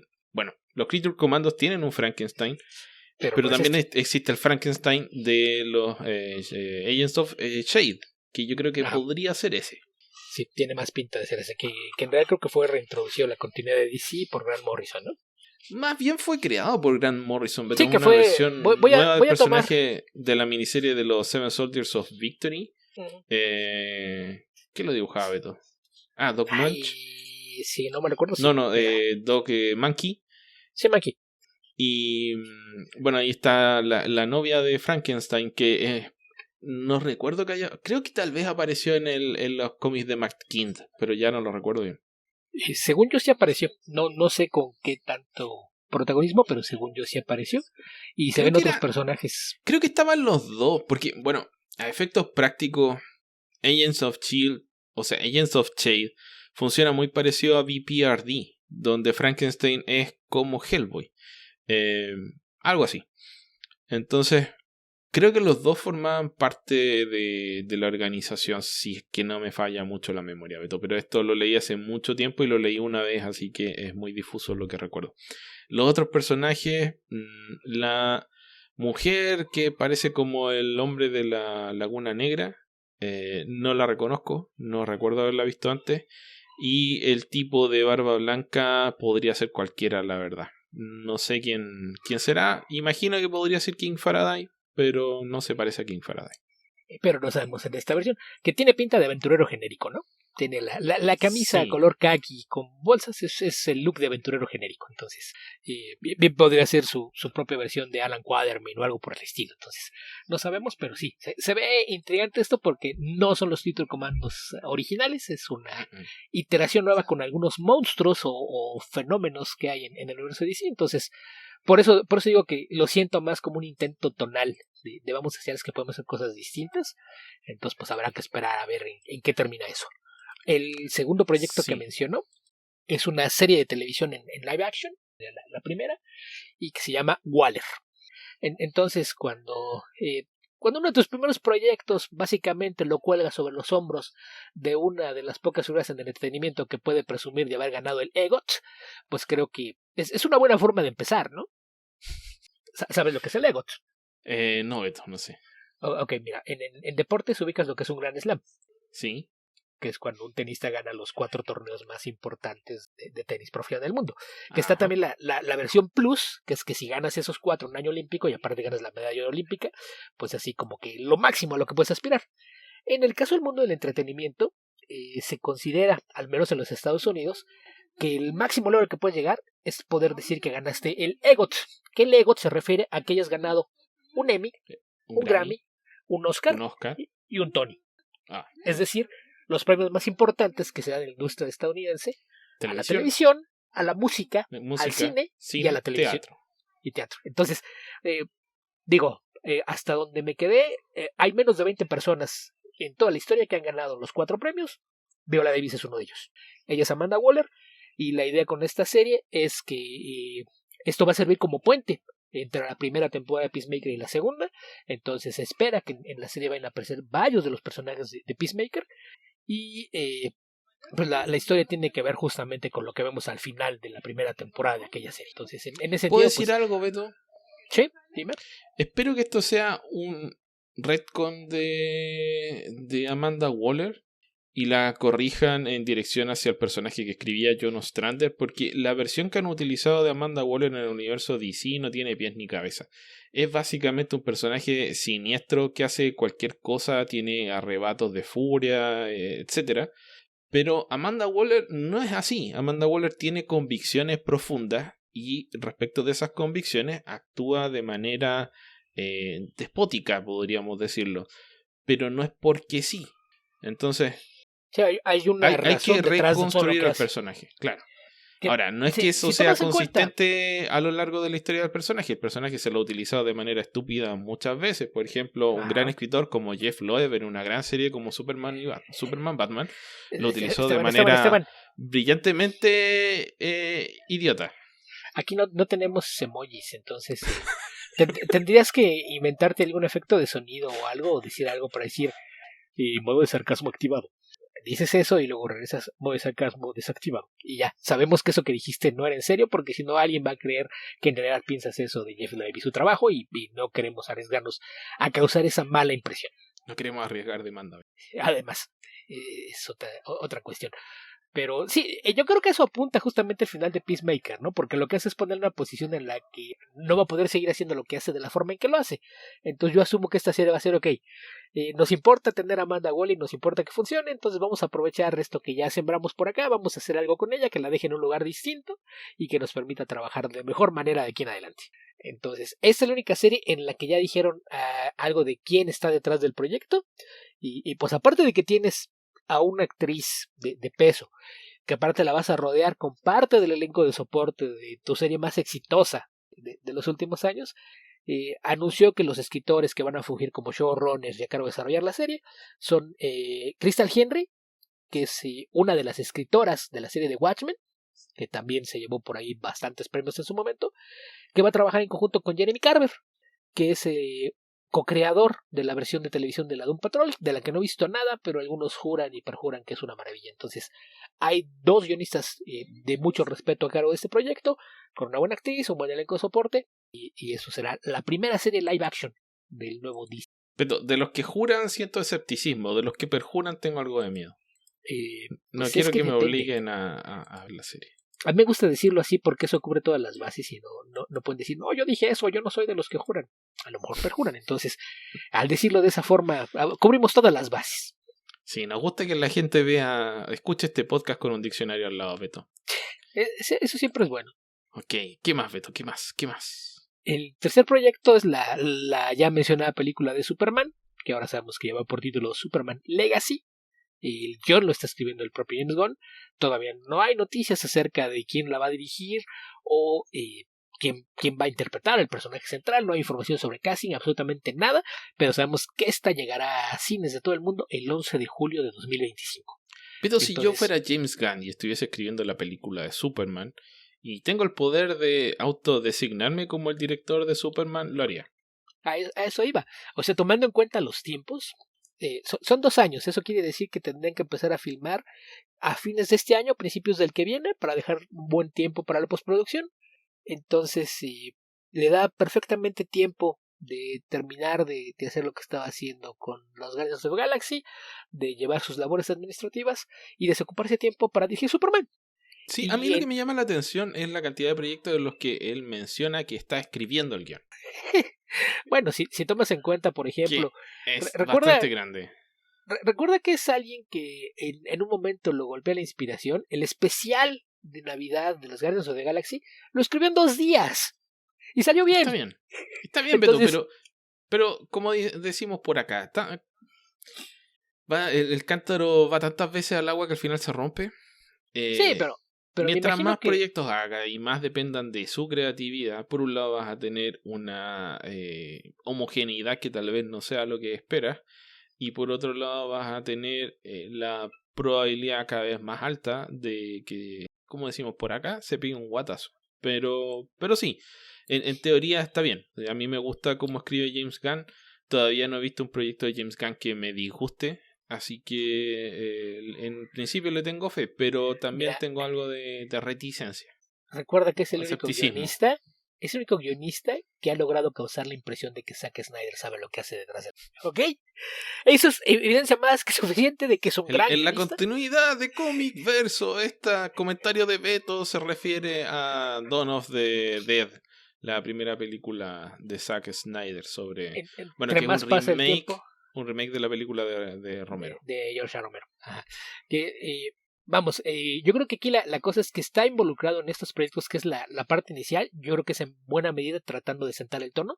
Pero, por ejemplo, ya vimos que en el caso de Waller tiene escritores que se van a encargar de eso. Entonces, yo creo que sí está delegando, pero yo creo que hay partes específicas en las que él quiere tener un control más específico, por lo menos al inicio. Y no habría que descartar que es, ok, aquí está el primer draft del guión. Ahora quiero que alguien más le eche un vistazo y trabajen sobre esto. Pero yo creo que es más en ese sentido de vamos a marcar cuál es el tono con el que queremos hacer esto. Pero pues ese es el caso, no sabemos todavía nada, pero no hay que descartar la posibilidad de que James Gunn decida dirigirla. Y en caso de que no la quiera dirigir, sabiendo también que pues ya al estar con un cargo al frente de un estudio y demás, pues hay posibilidades de contactos y hacer su lista de deseos. Habría que recordar que hace un rato que Brad Bird no hace nada. Ahí la lanzamos al ruedo por si se lo quiere hacer saber a James Gunn. Si no la puede dirigir él, seguramente Brad Bird con gusto tomaría el proyecto. Sí, y puede hacer un remake de Iron Man, o sea, de Iron Giant, Beto, y sería hermoso. También. Pasando al siguiente proyecto, volvemos otra vez a la televisión, una serie que se llama Lanterns, que pues parece ser que esto... Lanterns, linternas. Okay. Que esto sería... Faroles. Suena más bonito linternas, porque farol ya es demasiado obsoleto. Es un anacronismo. Igual que Lantern. Sí. Bueno, la gente todavía usa linternas para buscar cosas. Usa flashlights. Los policías. Usa flashlights. Un flashlight es una linterna. Sí. Pero. Y un lantern es un farol. Debiera serlo. Podría ser un quinqué, si nos queremos poner retro y propios al respecto. De hecho, la lámpara que utilizaba el buen Alan Scott era un quinqué. Así es aquí. Pues eso, pero esta serie pues parece que es la encarnación más reciente y la que al parecer ahora sí va en serio de Green Lantern en la pantalla.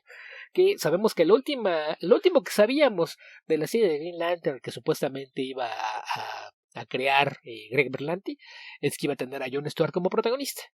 Y aquí lo que dijo James Gunn es que no hay un solo protagonista.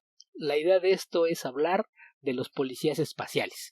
Esta corporación de policía intergaláctica que tienen representantes en todos los planetas y que en la Tierra tiene 2.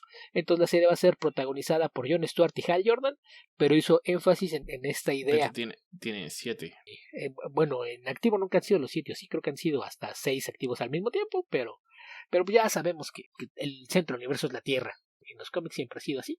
Y pues, en fin, el caso es que van a compartir protagonismo, pero lo que me gustó fue la descripción, porque al parecer en lugar de hacerlo simplemente como una historia más de superhéroes, se va a enfocar mucho en el tema de que sea una policía.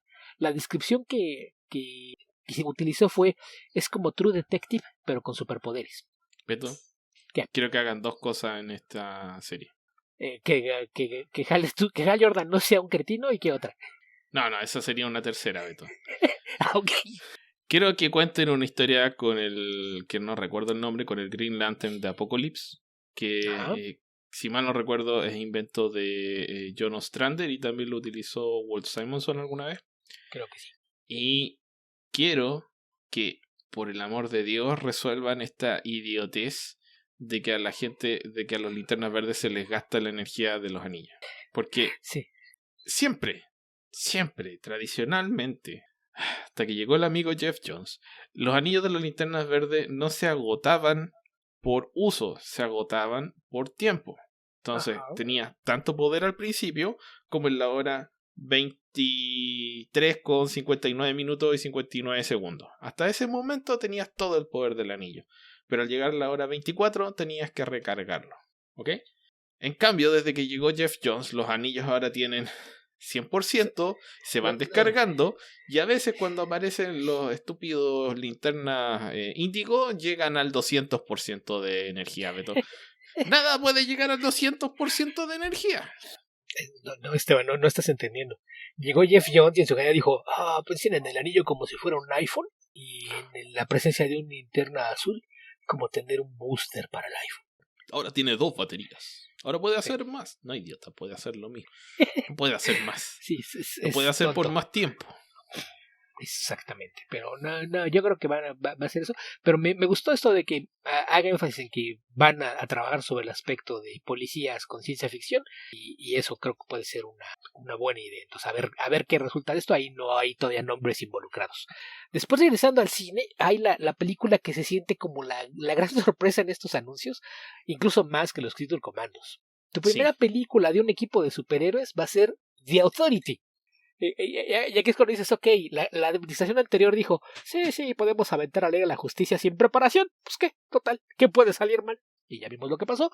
En este caso, dice, sí, podríamos, ya la gente conoce a los personajes, podríamos intentar rehacer la liga, pero no, vamos a hacer algo distinto. The Authority, que está basado en un cómic creado por Warren Ellis y Brian Hitch, contrariamente a lo que dicen muchos influencers e idiotas de sitios web por ahí, que andan diciendo, van a llevar a vida el cómic de Mark Millar. Cómics, me acabo de dar cuenta de eso. Claro que sí. Pero pues en fin, es un cómic creado hace 25 años que pues era justamente como una antiliga de la justicia, ¿no? Era todo lo opuesto a lo que es de la liga. No eran los héroes idealistas que siempre buscaban el modo de resolver los problemas de la forma pacífica, sino que es un grupo de héroes con pasados incluso en operaciones encubiertas o militares, que pues vamos a salvar al mundo, cueste lo que cueste. Recordemos que los 90 son el territorio de los Black Ops, y sobre todo en el universo Wildstorm, que todo el mundo pertenece a un Black Ops, a un Black Ops. No todo sea, el mundo. Bueno, la gran mayoría tienen, o pertenecen o formaron parte de uno, o conocen a alguien, o están relacionados con.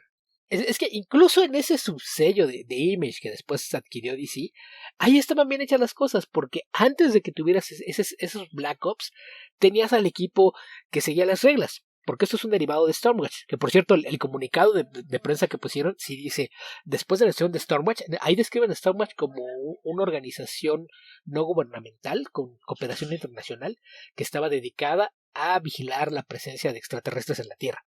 Y después de la caída de Stormwatch, parte del equipo encubierto de Stormwatch, que Stormwatch tenía su equipo que seguía las reglas y su equipo encubierto, y los restos del equipo encubierto reclutan otros héroes y forman The Authority. Entonces vamos a tomar exactamente el mismo origen del cómic. Había algunos operativos que trabajaban fuera del sistema, y ellos son los que van a formar este equipo. Pero esto yo lo veo como la clase de proyecto que es, a ver, todos esos que dicen, no, es que nos gustaba la liga de Snyder porque estaban dispuestos a tomar las decisiones difíciles, eran los que sí estaban dispuestos a hacer lo que fuera necesario y no andarse con ñoñerías. Y eso es lo que les van a dar con The Authority. Y en este momento esto va a exponer muchos de sus prejuicios, porque la líder es una mujer y porque hay una pareja de homosexuales. Entonces, a ver, dijiste que querías héroes edgy. Estos son héroes edgy. Entonces, no me vengas con que por eso te gustaba la Liga de la Justicia y esto no te gusta, porque te voy a dar lo que tú dijiste que querías.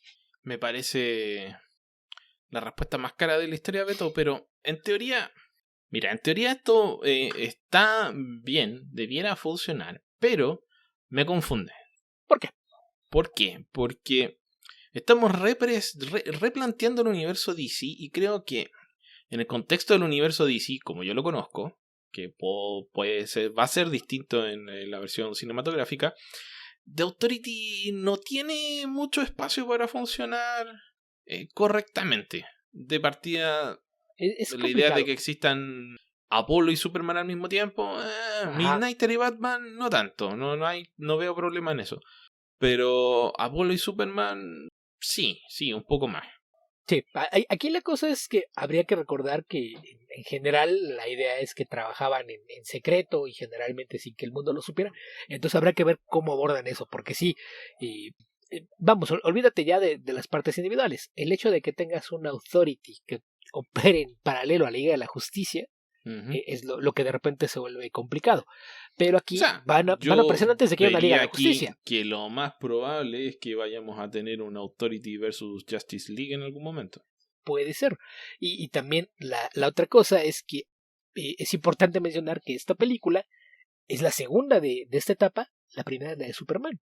Primero vamos a establecer lo que es un héroe tradicional y con valores, y luego te vamos a enseñar la otra cara de la moneda. Entonces, incluso no me extrañaría que en algún momento la existencia de Authority sea lo que lleve a la creación de la liga. Sí, o simplemente van a hacer un Justice League 2 cuando tengan establecidos los personajes con los que quieren hacer que funcione la serie. O sea, la película. Sí. Realmente Justice League no requiere demasiadas explicaciones. Es un concepto ampliamente conocido. Y basta con crear una historia donde se puedan desarrollar los personajes de manera sencilla. Poder partir inmediatamente. A ver, es como lo que pasa en Avengers, la de Joss Whedon, que tiene una introducción relativamente larga, pero el hecho de que ya tengas a los personajes, que los personajes ya se conozcan, o sea, ya existan y la gente ya los conozca, te ahorra tener que estar explicando muchas cosas. Entonces, si haces una Justice League cuando ya tienes a los personajes presentados y a diferencia de los Avengers donde los personajes tienen conflictos, la Justice League no tienen conflictos generalmente, se llevan bien, salen a comer asado, se juntan afuera de Metrópolis, en la cueva esa y hacen cosas. Entonces tienen citas dobles. Exacto. Entonces, en teoría, debiera ser mucho más fácil simplemente combatir una amenaza. Sí, en teoría. Pero pues vamos, aquí la cosa es que sí parece que hay un esfuerzo bastante consciente de vamos a ir construyendo esto poco a poco antes de llegar allá. Entonces, eso es importante. Sigamos avanzando, que nos estamos deteniendo mucho en esto. Sí, lo siguiente es una serie de televisión que lleva por nombre Paradise Lost. Que esta va a ser una serie que va a explorar el pasado y la historia de Themyscira, la llamada Isla Paraíso, que es el lugar de las Amazonas, el lugar de origen de Wonder Woman. Aquí, una vez más, no hay nadie involucrado todavía, pero pues me parece que el tiempo coincide un poquito con la miniserie de especiales del año pasado que escribió Kelly Sue DeConnick con varios artistas, que era Wonder Woman Historia de Amazon. Sí. Yo creo que va a ser un poquito eso. Esta es la que me genera más problemas hasta ahora, Beto. ¿Por qué? ¿Por qué? Porque bajo el concepto de Wonder Woman que funciona, el que funciona, no digo que sea el único, pero el que funciona, que es el de George Pérez. Themyscira es una isla idílica, por algo se llama Isla Paraíso. La idea es que es una sociedad utópica constituida por mujeres, donde se ha ido, a medida que avanza el tiempo, se han suavizado los temas sexuales, pero eventualmente hay una libertad de todo tipo. Entonces, la idea de crear una intriga política donde las amazonas entre las distintas tribus o entre sí existen intrigas políticas y muerte y asesinato, bueno, destruye uno de los principios de Themyscira, que es la idea de que el conflicto deriva de los hombres, no del hombre como raza, sino que de los hombres como sexo masculino, y que las mujeres, a diferencia de los hombres, sí son capaces de construir una sociedad perfecta. En parte, porque habría que recordar que también la idea de que decidan independizarse y tener una aldea donde esté prohibida la presencia de los hombres viene del pasado que tuvieron. Entonces, no sabemos qué tan atrás se va a ir la serie. Pero es que, mira, hasta cierto cosa. O sea, nuevamente, depende, porque en la historia de George Pérez, porque hay varias historias nuevamente, en la historia de George Pérez, las amazonas finalmente se relacionan con los hombres. Específicamente con Hércules y el ejército. Son víctimas de violación, son esclavizadas y eventualmente ya se rebelan y matan a un montón de gente.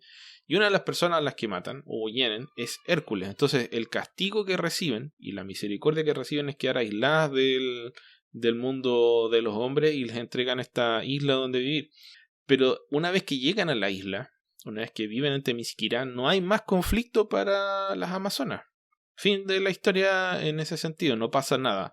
Aparece Wonder Woman, después Wonder Woman se va.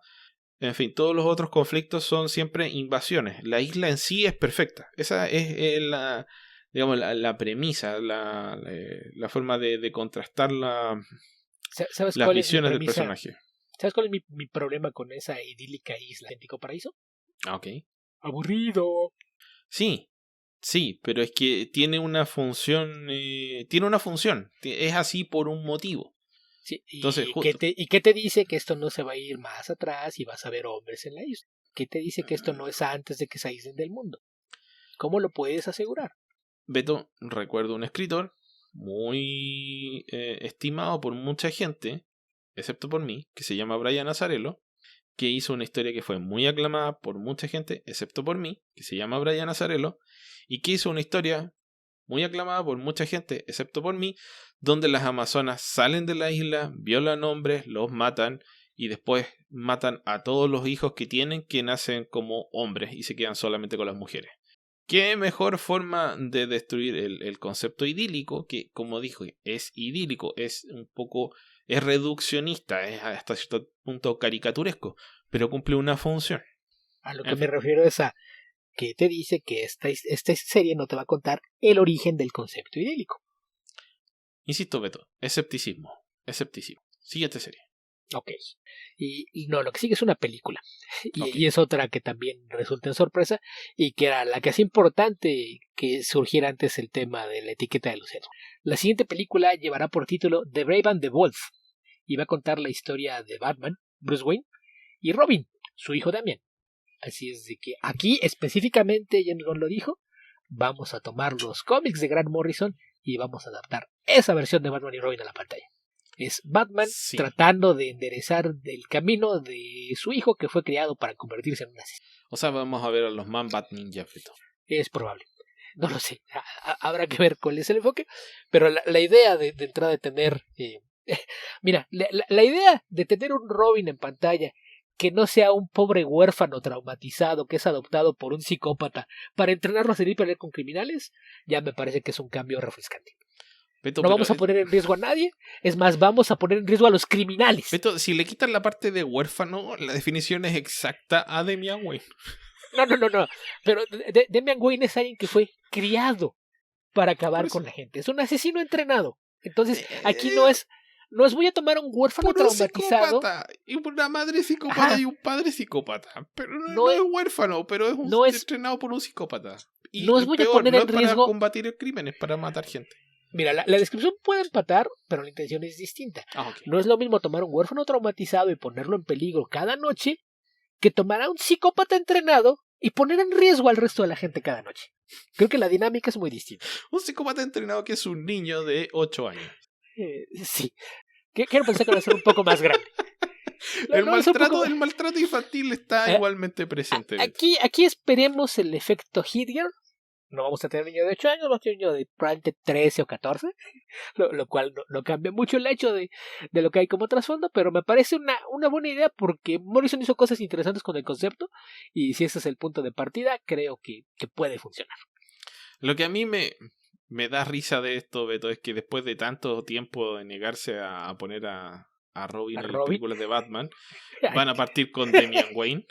Pero bueno, sí, técnicamente sí, Chris O'Donnell hizo a Dick Grayson en 2 películas de Batman, técnicamente. Yo no diría que técnicamente, yo lo diría nada más como nominalmente. Pero eso, entonces a ver en qué sale eso. Y aquí también puedes tener que ver un poquito el desmarcarte ya sabiendo que Dick ya está bien establecido como nadie y tratar de regresar tanto al pasado, pues a lo mejor podría jugar en contra hacia planes futuros, pero en fin. Después de ahí vamos otra vez a televisión. Por supuesto también tuvimos al oficial Robin, Beto, en The Dark Knight Rises.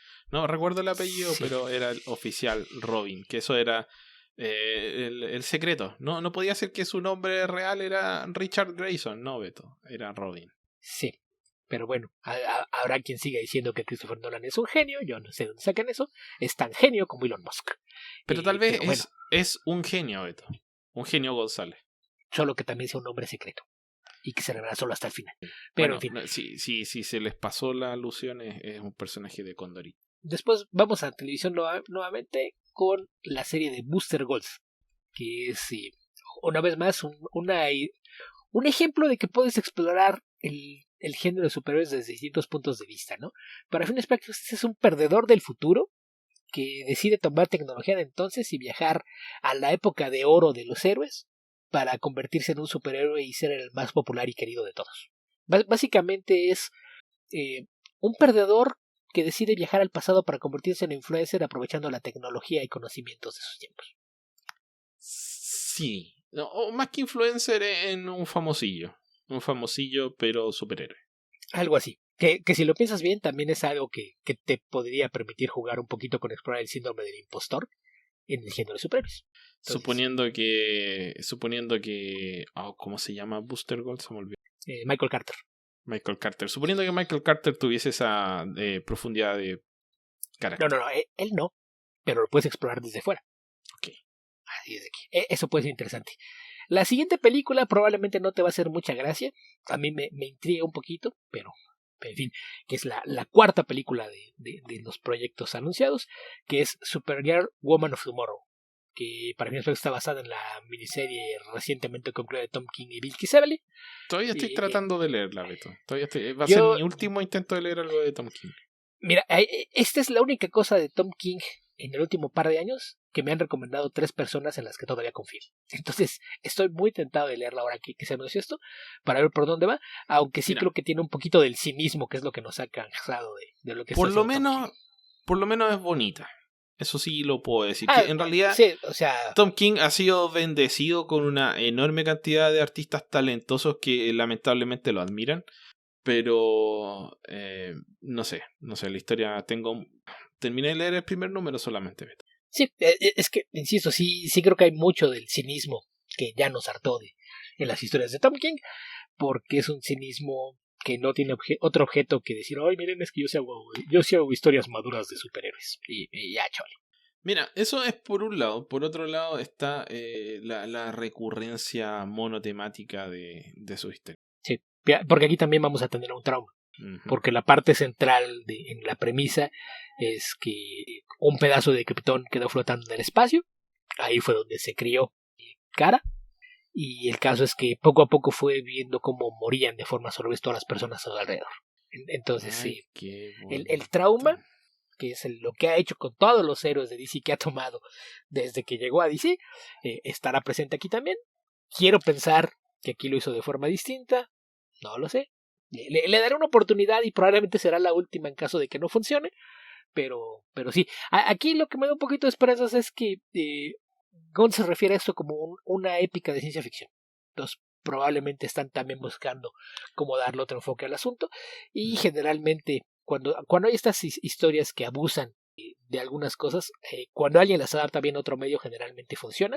Ya hemos visto que mucha gente ha hecho maravillas con las premisas cínicas y huecas de Mark Millar, entonces conservo la esperanza de que esto funcione, pero con cierto grado de escepticismo. De ahí pasamos a la última película de esta primera serie de anuncios, que va a ser Swamp Thing. Aquí lo que dijo Gunn es que el universo de DC también ofrece horror y era algo que querían incluir. Entonces, asumo que no van a tratar de cambiarle el tono, habrá que ver qué versión de Swamp Thing es la que quieren llevar a la pantalla y qué hacen con ella. Puso una portada del Swamp Thing de Alan Moore cuando lo anunció James Gunn. Sí, pero pues ahí es, a ver, tengo para escoger, aquí tengo 50 dibujos de Swamp Thing, ay, mira, voy a poner uno de un artista que se vea padre. Entonces, al final probablemente quedó en las manos, tenía seguramente un dibujo de Bernie Rice y uno de Stephen Bissett y dijo, alguno de estos dos.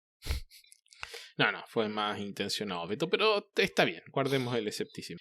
Sí, ahí sí. ¿Qué más hasta nos queda? No saber quiénes van a... Ese es el último. Que digo que después de eso nada más dijo que no es todo lo que están haciendo, que va a haber más proyectos y los irán anunciando conforme haya cosas que informar al respecto, y también que espera que conforme se empiece a avanzar en ellos, pues irán dando los anuncios sobre los creativos involucrados y el talento que estará ante las cámaras también. Ok.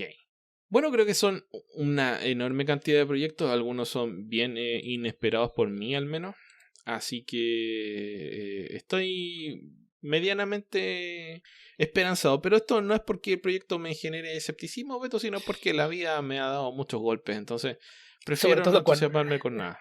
Sobre todo cuando Warner está involucrado. Sí, justamente. Pero mira, aquí, esta primera etapa, estos 10 proyectos que son parte de este primer capítulo de este nuevo universo de DC, lo que me gustó es el balance. Creo que hay bastante diversidad. Tienes 5 películas, 5 series, una de las series es animada, una de las series construye sobre cosas que ya hiciste, tienes un proyecto con Superman, tienes un proyecto con Batman, tienes un proyecto que eventualmente te va a llevar a Wonder Woman, tienes un proyecto de horror, y tus otros proyectos tienen distintos tonos que pintan para que por lo menos entendieron que no se trata de vamos a hacer todas nuestras series igual, todas nuestras películas y personajes van a ser igual de oscuros y descoloridos. Creo que eso se acabó. Aquí creo que sí hay una diversidad de tonos y de personajes, y eso me parece un excelente punto de partida. Sí, hay buenas intenciones acá, eso me parece sumamente loable. Sí, así es de que eso. Ok, Beto, creo que eso fue muchísimo comentario y se nos redujo notablemente el tiempo para conversar sobre otras cosas. Así que, ¿qué te parece si empezamos a responder algunas preguntas que creo que las vamos a tener que recortar en esta ocasión? Sí, vamos a filtrar un poco.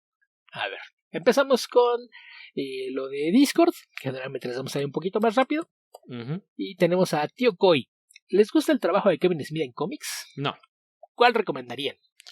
Lo que más te puedo recomendar sería el Green Arrow de Kevin Smith y tal vez la primera historia, aunque todavía ya no me gusta, pero la primera historia de su Daredevil con Joe Quesada. Devil Guardian. Esa misma. Guardian Devil. Sí, Guardian Devil. Sí, yo creo que esas dos son de lo más recomendable. El resto varían mucho. Algunas series tardaron muchísimo en salir. Por ahí alguna quedó inconclusa. Entonces, sí varía muchísimo. Pero también, si te gustan sus películas, te recomendaría que le eches un vistazo a los cómics que ha hecho en torno a su propio universo, esto, con los personajes de Jersey. Creo que son bastante divertidos. Creo que sí rescata mucho el tono en las series de Jay and Silent Bob, Bloodman and Chronic y demás. Entonces, eso sería opción si te gustan sus películas. Si no, pues realmente no hay para qué echarle ahí. Sí, y si te preguntas por qué Esteban y Alberto hablan tan mal de Kevin Smith, lee Batman de Widening Gyre. Sí, ese es bastante malo. Te digo, por eso digo que es muy disparejo. A mí me siguen gustando mucho lo que hizo en Green Arrow, y incluso su Daredevil. Creo que su Daredevil está muchas veces malinterpretado. ¿Sabías que Batman se orinó encima, ¿no? ¿Sabías que Batman se orinó encima, tío Koi? ¿No? Ok, bueno, lee Batman de Widening Gyre. A mí eso no me molesta, ni me sorprende. Digo, es un tipo que de todos modos tiene muchísimos problemas psicológicos. El mojar la cama no desentonaría con todos los traumas que tiene el pobre tipo. No se mojó la cama, Beto. Se mojó el traje. Sí, pero insisto, es parte de todos los problemas de uno de los personajes más traumatizados del entretenimiento contemporáneo. Ok. Siguiente pregunta. La que sigue es de esas que tienden a ser un poquito demasiado generales. Póster cero. ¿Qué es lo mejor que escribió Louise Simonson? Lo mejor. Es que no sé si hay probablemente algo de X Factor. No sé si hay algo expresamente que uno pueda decir esta es la mejor historia de Louise Simonson. No sé si se te ocurre algo a ti, Beto. Pues es que yo he leído muchas cosas de ella que me gustan mucho. Por ejemplo, cosas que la mayoría de la gente le saca la vuelta porque piensa que es mucho más infantil de lo que en realidad es el Power Pack. Creo que es de esas cómics que la gente tiende a menospreciar nada más porque son niños. Y me parece que es bastante bueno lo que hizo ahí. Lo que mencionas de X Factor creo que es bastante bueno. Que en buena parte de esos números su colaborador era John Bogdanov en ambas series. La serie de Steel es bastante buena también. Muy sólida. Ya para ese entonces no me gustaba mucho lo que estaba haciendo con el arte de Bogdanov. Creo que ya estaba haciendo experimentos muy raros que a mí ya no me hacían tan feliz. Pero la serie era muy, muy sólida. Una muy buena historia de superhéroes. Creo que a mucha gente se le olvida que Luis, antes de escribir de tiempo completo, durante mucho tiempo fue editora. Entonces es una mujer que planea muy bien. Y lo que va a hacer con las historias es muy estructurada en la forma que hace. Y muy clara en la clase de historia que quiere contar, ¿no? Y eso aplica a todo lo que ha hecho. Yo recuerdo también por ahí un par de miniseries de Star Wars, todavía con en Dark Horse, lo que antes era el universo expandido, que me gustaron bastante. Y en general, pues creo que todo su trabajo es muy sólido, pero pues ahí a lo mejor sí depende de los personajes que te gusten, ¿no? Si te gustan más los héroes de Marvel o las historias de mutantes, pues el X Factor sería una opción. Y si no, quizás Steel sea la forma más accesible para entrarle a su trabajo. Sí, es que tal vez los primeros números de X Factor, pero vienen los grandes crossovers de la época, entonces ahí ya es medio difícil. Sí.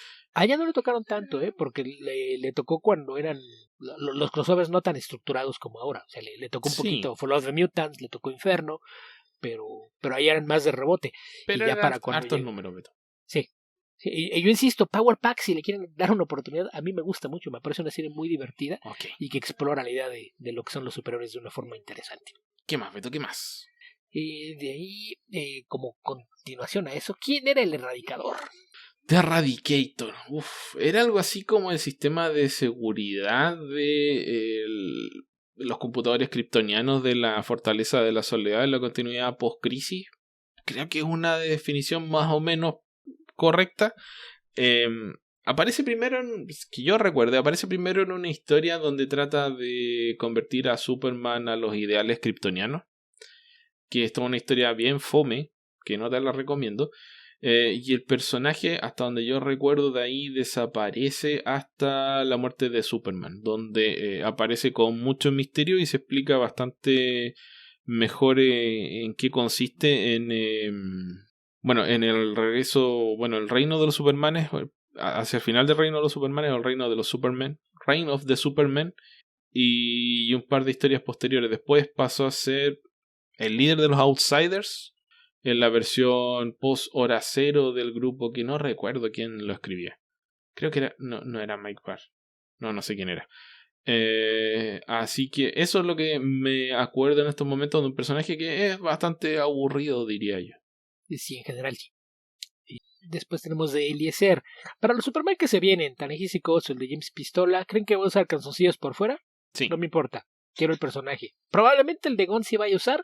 El de Ta-Nehisi Coates no sabemos ni siquiera cómo vaya a ser el diseño del personaje. A lo mejor tiene un diseño radicalmente distinto y ni al caso. Pero lo más importante es la historia. Ok, siguiente pregunta, Beto. Tío Coy, ¿quién es Red Arrow? La que es una chica.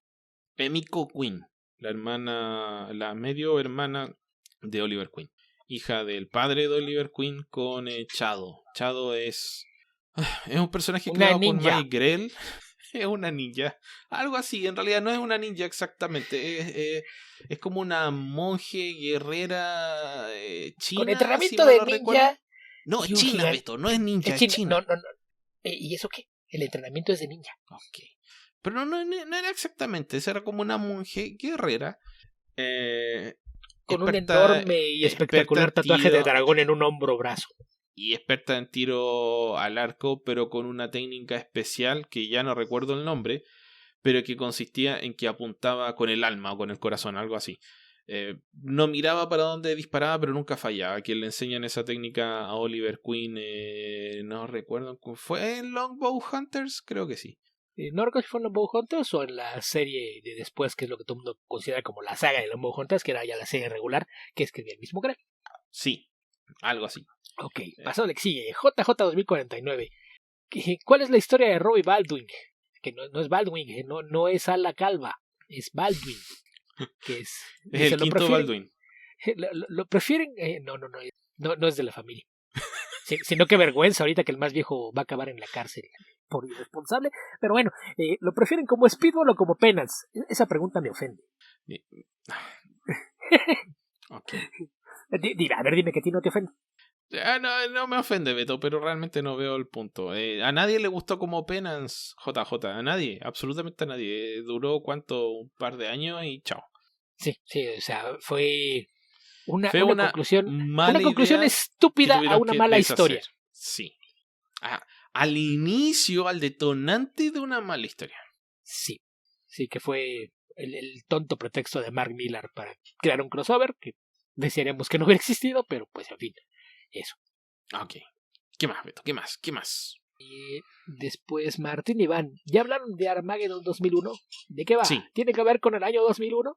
Sí, y sí. ¿De qué va? Es muy sencillo.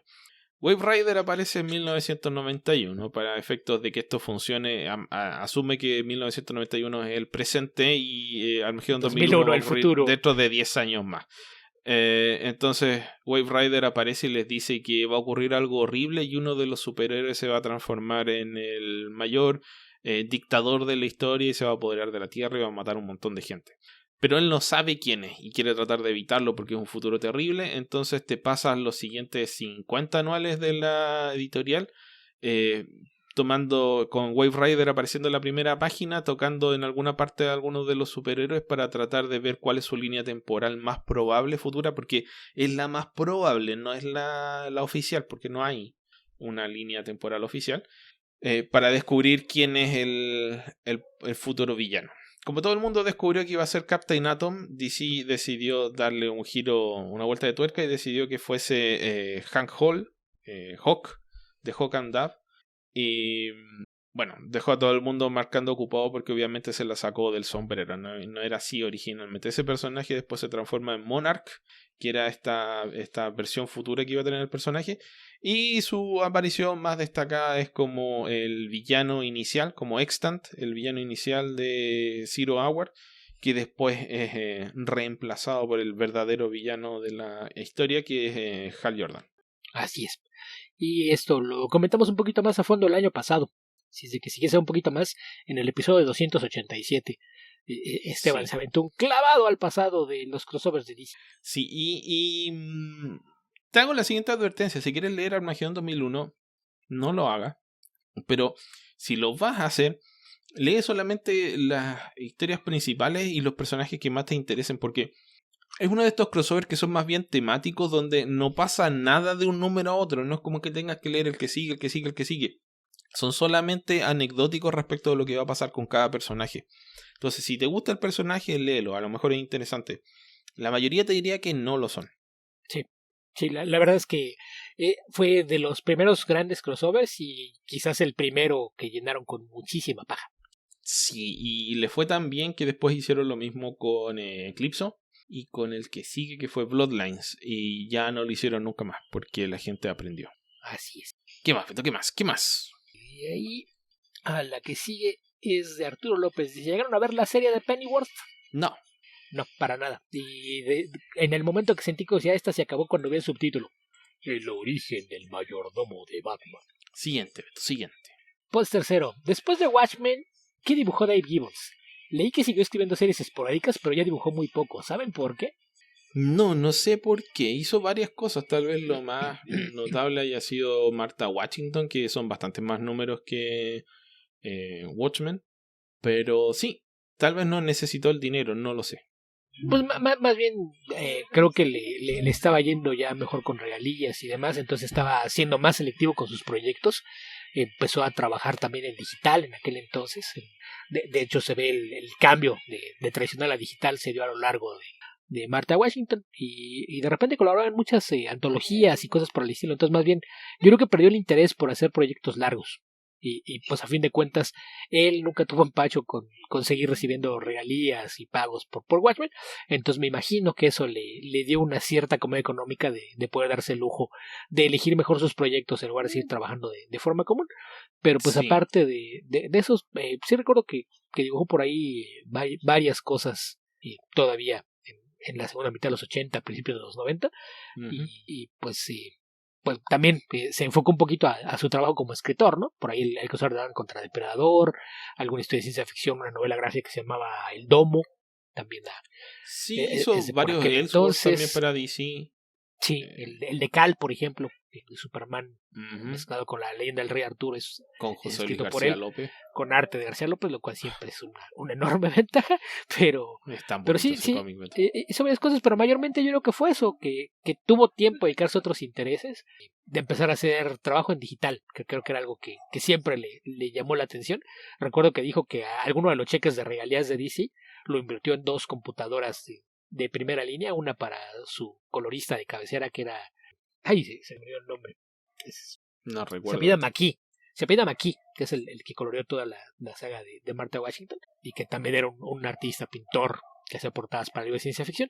Invirtió en esas dos computadoras, pero sí, creo que más bien fue cuestión de empezar a explorar otros intereses. Entonces hizo muchas cosas como escritor. Dibujó también por ahí algunas cosas en Vértigo, de los cómics de guerra, y Gardenis hizo por ahí algunos cuantos. Y lo último, pues lamentablemente fue otro de los que cayó en el canto de la sirena de dibujar algo para Mac Miller. Y es el artista de la primera miniserie, lo que después se convirtió en Kingsman, que era The Secret Service en su título original.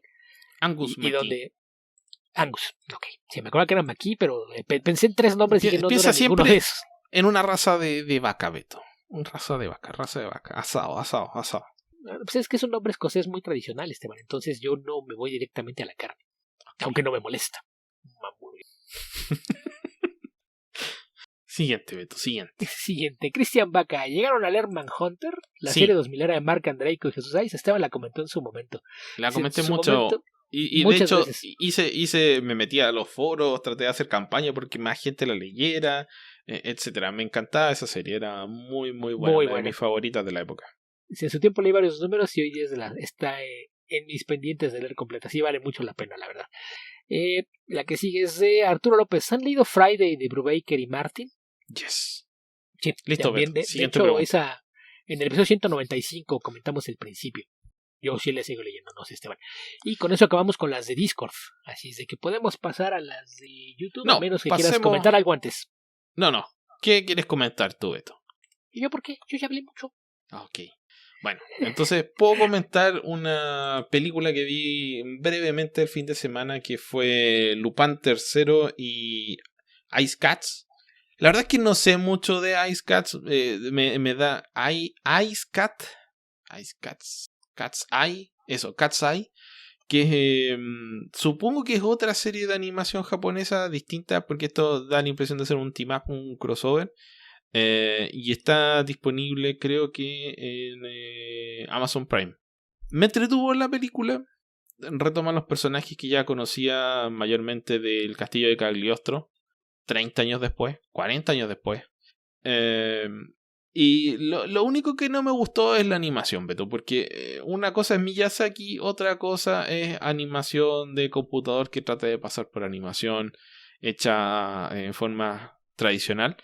Y no es que sea mala, pero el grado de expresividad que le logran dar a los personajes se siente un poco robótico comparado a lo que se puede ver en una película que tiene 40 años más y que aún así es bastante más expresiva y entretenida en términos visuales. No es que esta película sea mala, pero palidece en comparación con esa capacidad, esa creatividad de la animación de hace 40 años, como dije. O 45. Es que el problema es que si 45. Si conociste a Lupin III, como casi todos nosotros, con la película que dirigió Miyazaki, pues deja la vara muy alta. Sí, a ver, deja de ver de qué año es el Castillo de Cagliostro. Es de inicios de los 80. No es cierto, debe ser como el 79, 80. Por eso dije 45, pero tengo la idea de que es 76 o 77. A ver, deja ver. 79. O sea, son 44, casi 45 años de esa película. Y bueno, tiene los típicos elementos que ya se conocen de las otras películas. O sea, Lupin III es un personaje, es un ladrón. Es un ladrón sumamente eficiente, carismático, con intenciones hasta cierto punto nobles, sobre todo respecto de ciertos personajes, sobre todo cuando aparece alguna mujer. Y tiene a sus típicos secuaces, seguidores. Entre ellos está, a ver, ¿cómo se llama? Daisuke, que es su secuaz número 1, su amigo, el conductor del auto, sumamente eficiente con las pistolas. Aparece aquí también Goemon, Ichikawa de 13º, que es el samurái que aparece